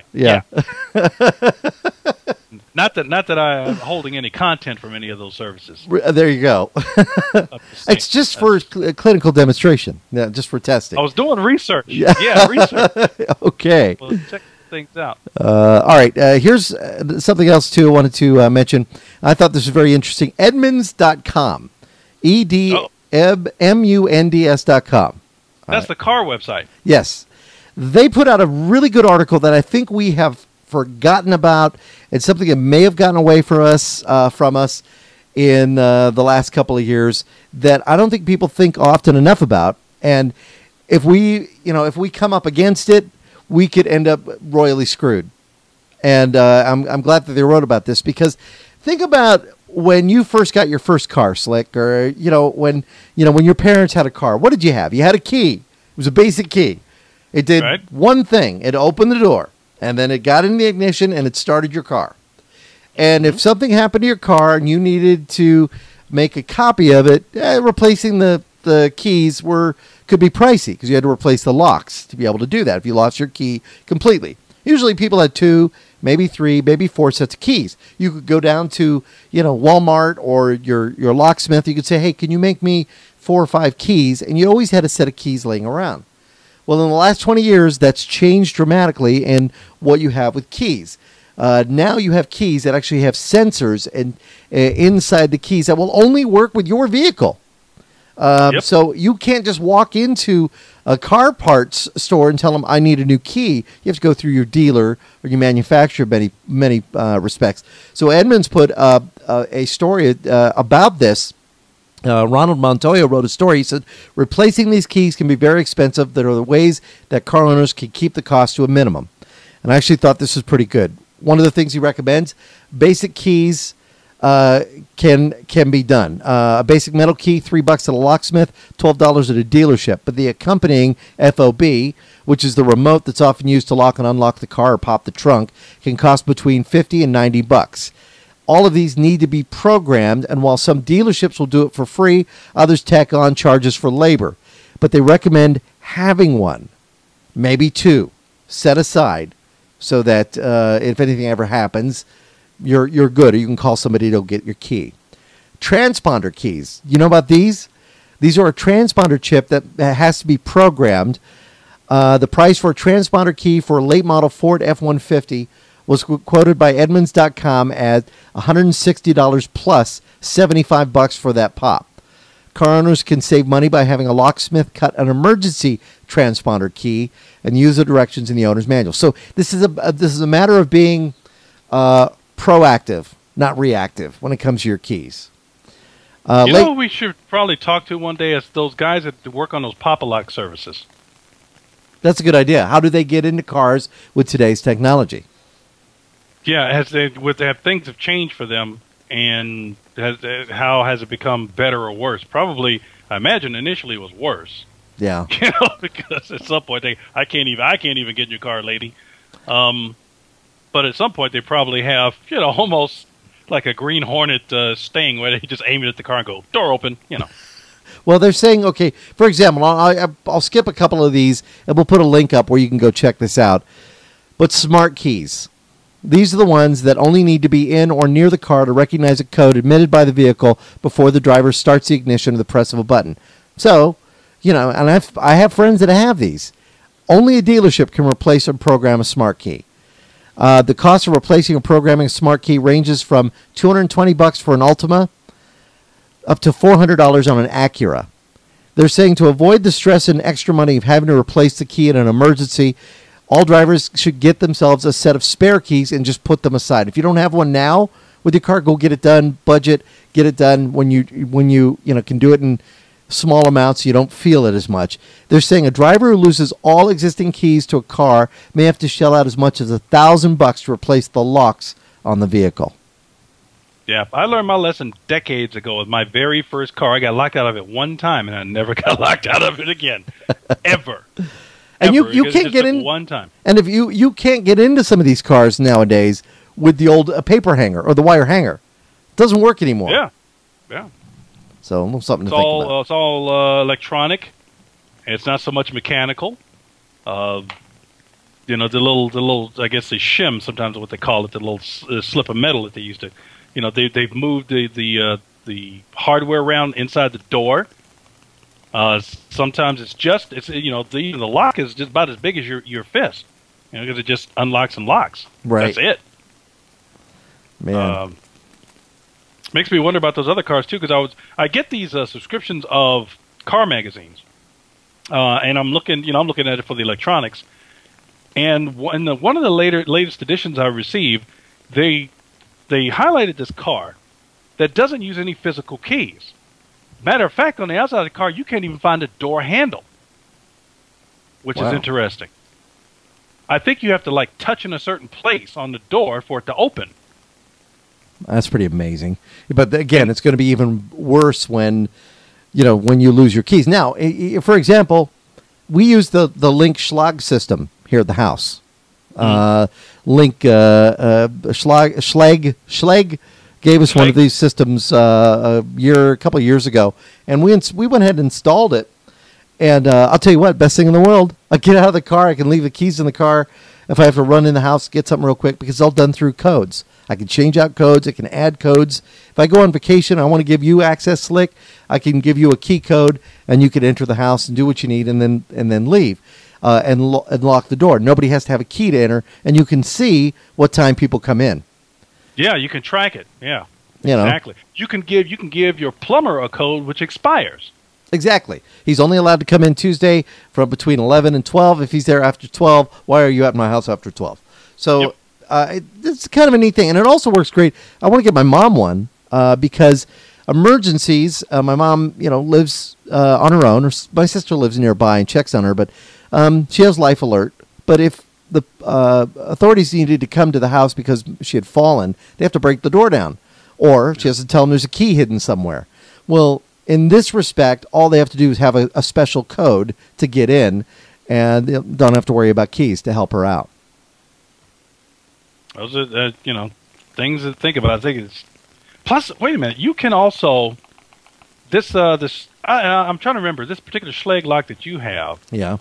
Aren't you able to, from a distance, with a phone, right, lock and unlock? Yes, I can unlock. I can program it to unlock. I can program it to lock. So if I leave the house and I forgot to lock the door, I can have it. I believe I can have it so it locks. I can also set lights to go on, TV to go on, camera to go on, thermostat to go on. So I can constantly monitor, and I can monitor the house from a remote location with an iPhone app, an Android app, or even over the PC. Now you pay a monthly service for that. To Schlage. So, they sell the locks relatively inexpensive compared to, biometric scans and all that are available. And then you pay a monthly service on top of that. But you get a nice little, router that fits within your computer system, and that's for the remote access. And if you don't want the remote access, you don't have to do the monthly. You just buy the lock and program it. That's it. All right. There's a television commercial on, which I've tried to follow up on, but haven't been too successful in it. I know we've seen the television commercial, but I've not been able to tag down specifically this service. There's a television commercial. There's a daughter with her friend standing outside of her dad's car, and they're at home. And she calls him on the cell phone. She goes, "Dad, can I borrow the car?" And he's on the phone. He says, "Yeah, you can borrow the car. You're going to be home at a certain time." And she says, "Okay, thanks." And he says, "Let me unlock it for you and start it up." And he does it from his cell phone. And what does she say, Dad? Now you're just showing off? Yeah. You seen it? So I tried to find out the exact if it was the exact service, the exact name of the service and feature, because I was hoping that you and I could go down to the local dealership, right, and do a piece on it. But I was at the manufacturer's website, the car manufacturer's website, and could not find where it identified the name of the service and how much it costs and all that, so you could do that from the phone. You'll find it on GM products. It's actually OnStar, and I don't think this was a GM car though. Well, now you can get OnStar on non-GM vehicles, but I wonder if that was it. But supposedly it was. This is now one of those features that you have the ability to with an app, and you can run that app on your on your iPhone or iPod or Android device and kind of have some fun that way. And there are more and more of these services coming out because, like you said, now I think you just said that OnStar is available to non-GM cars. Is that correct? I believe so, or it's something that's down the pike. And even like the Ford, which I don't remember the name of their service because we had it in the Ford Explorer that they loaned us. A Ford Flex, pardon me. The Flex, yeah. And but they've expanded it now. Now it's got a whole new name for the service, stuff like that. And, I guess you can get it on different models of their cars. But they have a more integrated electronic service that you can control from the internet or something. So if your kid's flying down the highway in your car and it's connected via cellular service or whatever, you can see how fast they're going, see what the route is, check the gas. I mean, all that kind of stuff. So what I thought was very interesting this week, there was some research that was done that 63% of men pay no attention to GPS. They route their map before they leave. The GPS can be on. They'll ignore the GPS if they have a feeling it's the other way. They do not trust it. However, women are more trusting to GPS devices than men. I like GPS, but there's some personal issues I have with GPS. One is I know now, and we're probably past that, but some of the older GPS units, you had to update it with a USB, connected to your computer or something like that. They weren't the older ones weren't easily updated over air while you're driving through. So you might have an outdated map in the system, and the system is telling you to make a turn here, and I shouldn't be turning here. So I'm one of those guys that actually plans out the route way ahead of time. I don't mind using GPS, but I don't absolutely rely on GPS. Because it has been wrong. I looked at a 3PS GPS once, and let's see, it was not a TomTom, not a Garmin. And it was a smaller company that was making GPS devices, and I'll tell you what, I was very disappointed when it tried to turn me onto the runway at the airport. I was trying to get to Las Vegas airport, McCarran, and I was driving from the hotel, and it tried to turn me onto the runway. And I'm like, I can't turn. There's a fence here, and it's saying turn right now, and I'd pass it, and then it'd say in 500 feet make a U-turn. I'm like, what do you want me to do? I'm not an airplane. They should be used as an enhanced feature, as a tool, but don't absolutely trust them. Plus, here's another reason I don't trust them. And this is a fact, GPS units, not only do they give you information, but they give other people information about you. Ooh, really? Yes, they do. How do they do that? Because especially the newer units, the newer wireless, I mean, they're just like a cell phone. They track you. Now they're tracking you to provide service and to enhance your experience, but at the same time they're tracking you. So if an authorized agency, let's say, wanted to know something about you, they could tell where you've been, how long you've been there, where you are now. All that information is available to them. Wow. So I have a problem with that. I have a problem with the GPS as well. And, I like cell phones, but I don't always use cell phones. And I don't always have when I have a cell phone, I don't always have it on. Man. There are times where I have it powered off and sometimes take the battery out. And there are some cell phones that even when you power them off, they're still transmitting information back and forth. Hey, speaking of cell phones, and I don't want to get too far off the subject, but there was some news this week about Boost Mobile. And apparently J.D. Powers gave them a really good ranking in the non-contract company overall customer satisfaction performance index. Because Boost is owned by Sprint, I believe. Yes. And they have a $50 monthly unlimited plan, which is phenomenal. If you're one person and you want unlimited, you can get it $50. And then they have a plan where it's called the shrinkage plan. Have you heard about this? Yes.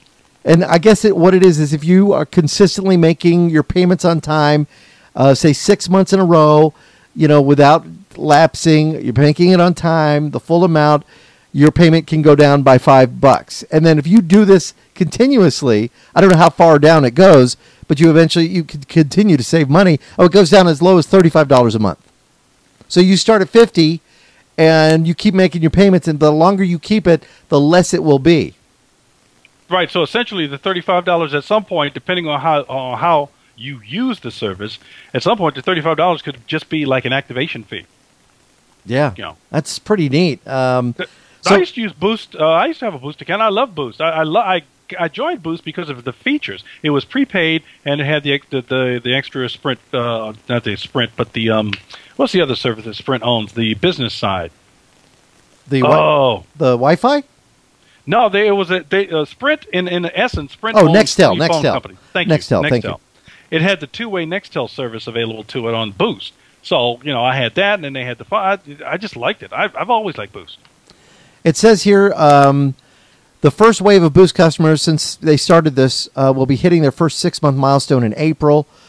Start paying $45 a month for monthly unlimited service. This is a great idea. I mean, if you want to do this and you just have it taken out of your bank account, you have that account set up just for making your online payments. You just say every month I want $50 to go because you're not going to have any extra. If it's unlimited here, it's unlimited nationwide talk, unlimited text, unlimited web, unlimited email, IM, and calls to 411. You're not going to have any extra charges. Yeah. I mean, seriously, that's you're not going out and buying apps. You're just this is all it is, but that's everything you need. On an Android type phone, you've got it all right there. Your email, your web, the whole bit for $50 a month. You cannot beat that. I had the service way back in the day. It was they had the per minute charges, so you prepaid and you had the per minute charges. But if you used the two-way radio, so like if you had a Boost and somebody else had a Boost or Nextel, you could use the two-way service like $1 a day, and you guys could just talk all day. You could talk to anybody on the two-way service all day long for $1. Now, does this only work with certain phones, or if you already say you had Sprint service at one time and you decide you want to go with Boost, can you take your phone into Boost and say, yeah, I want this set up with a Boost account? I wonder. It'd be interesting to find out that. Or do you have to go out and buy the phone? Sometimes the phones are like $190, if you want a really good one. And then you go ahead and you use the service. I mean, can't beat that. I imagine at some point, because they should be on the same technology in general at this point anymore. I imagine you should be able to, if you got an old Sprint phone and you want to use it for Boost, you should be able to switch over to Boost, unless it's on some network that Boost is not on. Yeah, I have to ask. I'll ask my buddy over at Sprint and see what he says. Maybe next week we're not sure if we're doing a show next week. We're gonna have to play it by ear because Slick's is it your stepdaughter? Yeah. Kind of, sort of, yeah. Yeah. Getting married. So, can I get pictures of Slick in a tux? That's not going to happen. And I'll tell you, here's why that's not going to happen. Why? Nobody's talked to me about it. Yeah. So I'm expecting to at least wear clean underwear. I know you'll be there, so that we know. Okay. At least I'm told. I'm glad somebody knows. I'm videotaping the wedding, so I'm told you're going to be there. Okay. I'll have clean underwear and clean socks. I'll know somebody there. This is the way I look at it. I'll say, I know Slick. I know Cherie, but I know Slick. So we can stand in the corner together and. Yeah. No, Gloria will be off. You and I will stand in the corner. Gloria will be off talking to them. So I don't have to worry about that. Actually, I'll be videotaping. Anyway. Hey, I got one story that I don't think you've heard about. I was in because it's been in process, let's say, for the past couple of days. Did you hear about Samsung notebook computers and keylogging software? Oh no! Uh-oh. Uh-oh. So there's a guy in Australia bought Samsung notebook computer. Right. Put on some antivirus software. Antivirus software says there's a keylogger on it. Really? Okay. He goes to a different store, gets another Samsung computer. Puts on the antivirus software, runs it, says there's keylogging software on it. Really? Okay. So he calls Samsung. Right. To get some help with it. No, we don't put keylogging software in computers. No, we don't put keylogging software in computers. No, we don't put keylogging software in computers. But then he actually gets someone that says, oh, yeah, we put keylogging software in computers. It's so we can, monitor what's going on of our customers and stuff like that. Wait, key logging? Key logging. Let's explain a little for those that don't know what key logging is. Basically, it's capturing every key that's entered into your computer. It relays that information. Yep. Yeah. Mm-hmm. So he gets that answer from somebody who was representing Samsung. Yeah, we put key logging software in computers. He says, okay. Now, this guy is a journalist. Uh-oh. He works for Network World, networkworld.com. Right. So he writes a story. I think his name is Tim Green. He puts it up. So then, he says, "I'll keep following up on it. Let you guys know what's going on." Matter of fact, if you go to networkworld.com, you can find some links to the story because there's been multiple updates. Now, the antivirus software he has used is called Viper, VIPRE, which I've had some experience with.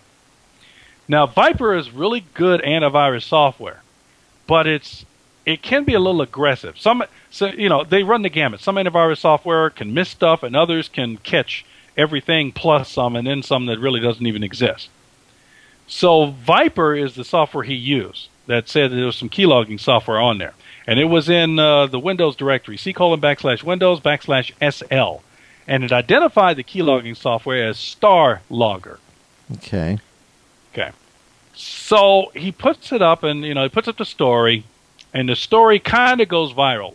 It wasn't as popular as I expected it to be, but it kind of goes viral, and enough of us knew about it.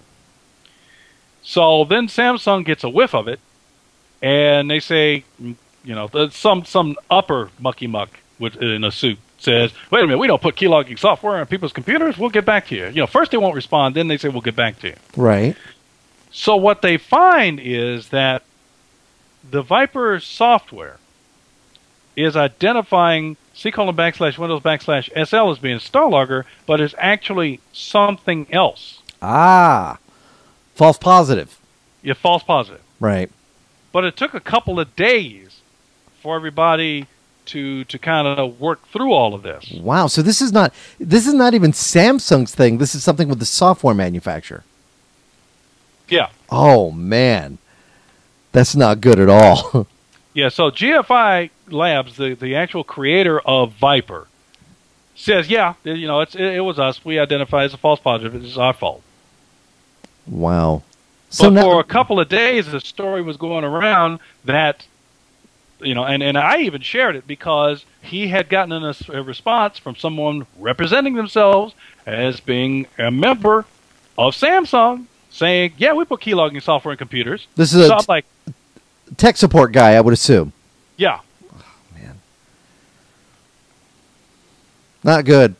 Yeah. I don't know where the tech support guy got the information that they put keylogging software on computers, unless at some point in the past, maybe they had.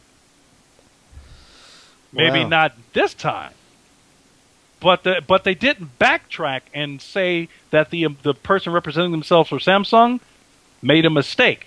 I have not seen that statement from any official of Samsung saying that this guy who said we put keylogging software in computers made a mistake. They never addressed that.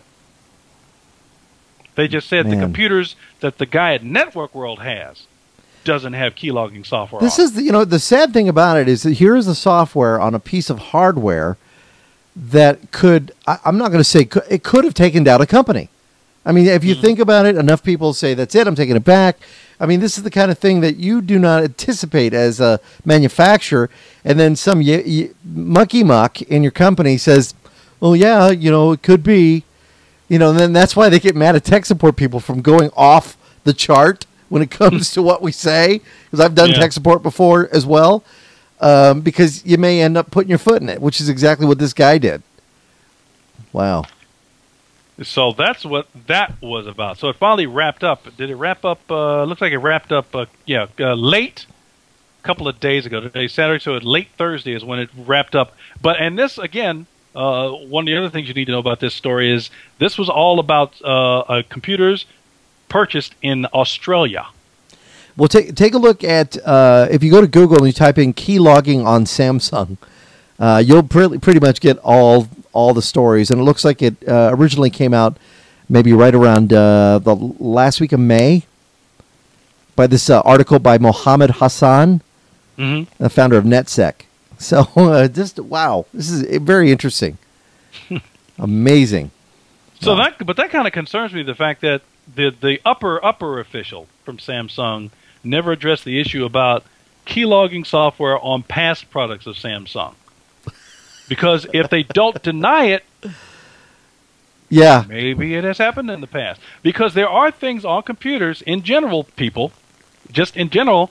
Now, like we were talking earlier about the GPS units, they do report back. Now, they're not they're intentionally reporting back your credit card numbers and what you're doing online, but in order to provide the service, they have to report back. And sometimes that information is more than you want it to be. Well, you generally get the option when you fire up your computer or you fire up that software, you generally get the option to install it or not to install it. And it'll tell you, we're going to send information back. Do you want to participate? And most of the time, I tell people, don't. You don't have to. But do you remember when this happened with Intel? When Intel put out their first quad-core processors, may even have been earlier processors, I want to think, may have been the dual-core, but maybe before that. But do you remember that it would send that information back? It would identify that computer? That there was a problem with that, and people said, wait a minute, now my computer can be identified based on my processor. And that's a part of the actual registration process with Windows. It's probably, I assume, it's still involved with Windows 7. But at one point, I mean, that was a part of the registration process of Windows because Microsoft was trying to combat piracy. So what it did was, during the installation procedure, it gathered information about your computer, the hardware, identity codes, and all that kind of stuff. So when you registered your version of Windows with Microsoft Online, it would gather information and put it in a little file so that if you ever reinstalled Windows with that particular product key on hardware, it will take a look and it'll go, is this the same computer? Yeah, okay, fine. Is this the same computer? Well, something a little bit has changed. Something's changed? All right, maybe we need to talk to this guy because this happened to me. You know, where I've had to actually call in and the guy go, is this your computer? Yes, it is my computer.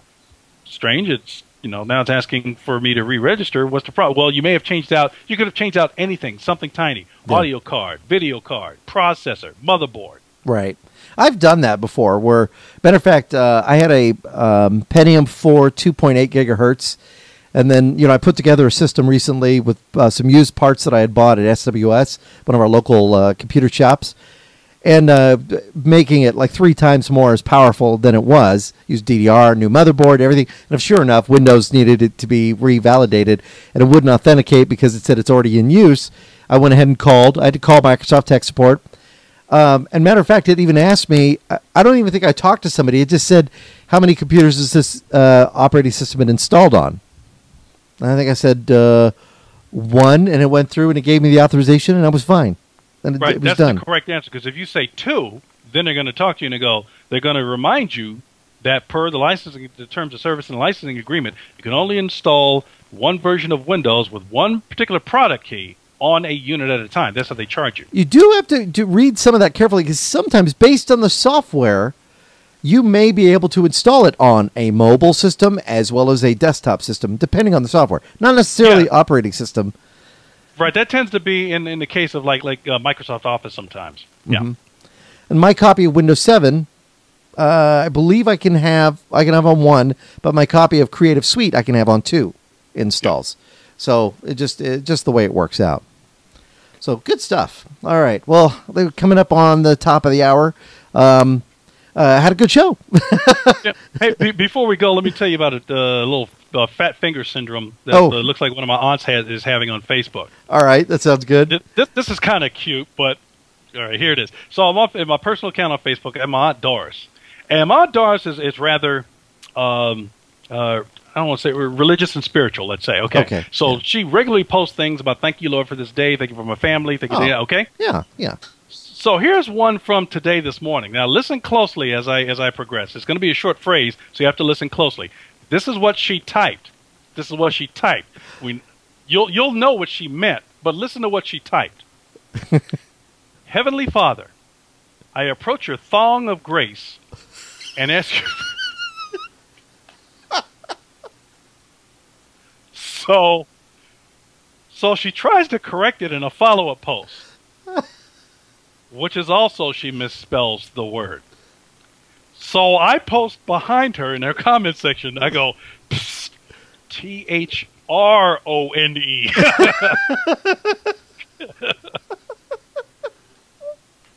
Oh my God, her thong of grace. Now what you have to understand, like I said, my Aunt Doris, religious and spiritual, and I am the evil one of the family. I'm the one that goes to this, the strip clubs, and so when I first saw it, I'm thinking, Aunt Doris, there's something in your history you haven't told me about, baby. That is funny. Oh my God. Oh, I did want to show one thing. Somebody had asked me recently about game capture.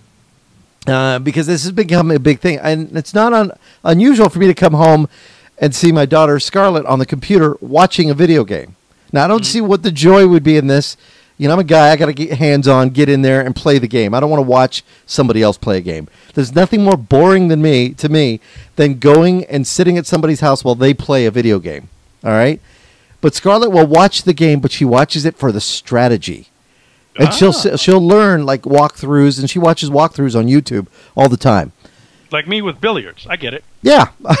I guess that's it. You're watching for strategies, places you go, bank shots, etc. Well, she does the same thing with the games. Well, she asked me, and I've had a couple other people ask me, how do you record games? And I thought, well, you capture card, and you can do it this way, and there's ways to do it. Some of the programs you could download on your computer. Well, now it's made a little more consumer friendly by our friends over at Roxio. And they're putting out a title. Let me show you on the screenshot there. It's called Roxio Game Capture. And this is made specifically for those people who play, computer games, who want to be able to capture what's going on with the Xbox 360 or the PS3, and you want to, capture this in real time, capture it to the PC, and then share with your friends or whatnot. It's a little pricey though, $99.99 for it. I would have thought something like this might have been priced at around $39, but it's a hardware and software solution. So there you go. So if you're looking for that, you just go to Roxio.com, and you should be able to get some information about that and how you can then capture your games. Kind of neat stuff. You know what else this would be good for is and I hope it actually kind of takes off. Do you remember, because I kind of enjoyed it, I thought it was very creative. Do you remember Red versus Blue? Red versus Blue? Nuh-uh. Okay, and I hope I get the title right. Basically, it was machinima, where isn't that a Jewish wine? No. This is purely goy. Machinima. I want some machinima. Some guys, I guess, took some screen captures of Halo characters. All right. And they made movies or videos of them talking about and doing stuff. So, and like I said, I think it's called Red versus Blue. Now, the scripts weren't all that great. I didn't think the scripts were all that funny, but it became kind of a popular thing. So right. This would be, I'd like to see some of this from some other game characters where they make, stories out of the game characters' actions and stuff. Ooh, I do a search on this, Red versus Blue. It used to be really popular.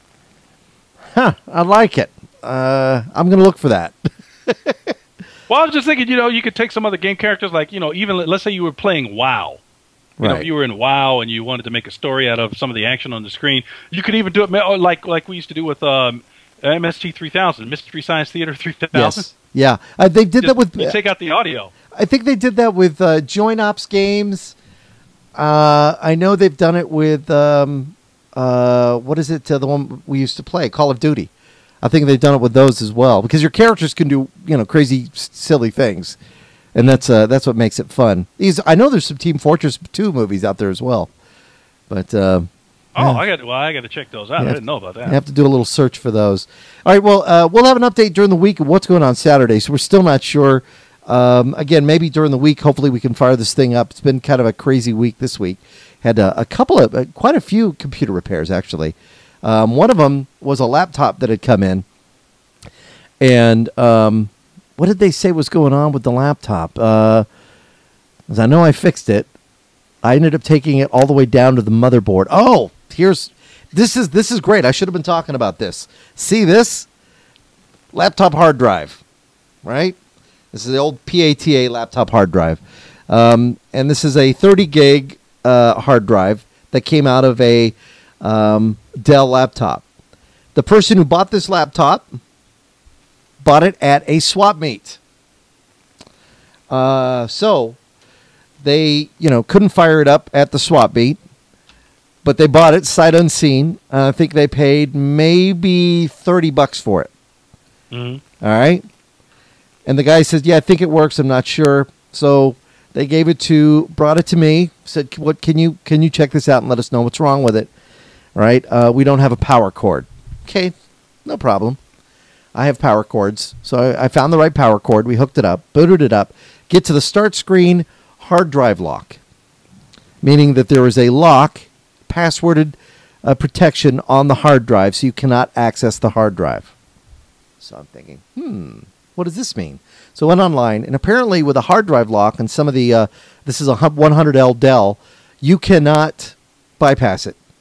The only way you could possibly bypass it is to get onto the motherboard and remove the battery. So I thought, okay, well, let's take a look. So I tore apart the notebook all the way down to the motherboard, pulled the motherboard out of the bottom rack, flipped it over, and sure enough, there's the battery. It's soldered onto the board. Which I love that. I always think, what was Dell thinking? Because eventually this battery is going to go out, and eventually somebody's going to have to either A, ditch the laptop, or B, pay somebody to have it soldered. And I'm a crappy solderer. I can't even tie my shoes right, let alone give me solder. So I'm thinking, well, that's the only option is to short that, but then I might blow the board away. So I figured not going to do that. So I took the hard drive out, found another drive that I had sitting here that was also a 30 gig that came out of a laptop that was dead. Put that in, formatted it Windows, and they're on their way. Oh. So you have the old drive that's locked. I have the old drive that's locked. But you see, the lock doesn't go into effect till it goes into the laptop with the BIOS, and it sees that BIOS and it says, oh, this drive has been enabled with a password lock. I should be able to still access this drive. That I don't know yet because I haven't put it in another laptop yet. But something to think about, if you're going to buy a laptop or any type of computer from a swap meet or a yard sale, ask the seller to turn it on for you and make sure it gets into Windows and you can do some stuff with it. Just a little word. Otherwise, you could have a lead brick. And because they were a friend of Gloria's, they got a special deal called free. That's always good to have. Just saying. You're just saying. No, they're very good to Gloria, so I figured I'll help them out. But which made me think of something, Slick, and I want to know what you think. Okay. There's a lot, and one of the reasons I helped out is this person, from what I understand, that his finances are tough. It's one of those situations. So I had an idea, and I was thinking this would be kind of cool, but it would involve a consortium of people to get involved, and I'd love to start something like this, because as being now I'm working full time, but when you are unemployed, it can be very difficult to get a job if you do not have a computer. It can be difficult to find a job, difficult to create a resume. And I thought to myself, there's a lot of people out there that, they lose their jobs, their computers don't work, there's parts missing, the hard drive needs to be reinstalled. And I thought it'd be nice to set up some kind of a nonprofit where what we do is we go in and fix computers for people who signed up, who are, it would be almost like people who, are on the food program or on disability or on unemployment. Mm-hmm. And you go in there and you fix their computer for them. And I just thought that'd be kind of a nice thing to do. I just don't know what it would take or what would be involved into going and actually helping these people out. The only hindrance I see that just comes to my mind is you need I'm not trying to, investor is not the word I'm looking for. You need someone to actually fund it. Someone to a grant or what's some of the other things they give to charities? People with an angel they call them, yeah. Yeah, just somebody who actually will fund the project. whether it be individuals or companies or whatever. Right. See, I'm actually not even asking to make money. I figured if I could fix one computer a week for somebody, if I'm, doing them at a pretty good clip, one computer a week for somebody that is, in need of this, then, cool. That would be kind of a nice way to give back.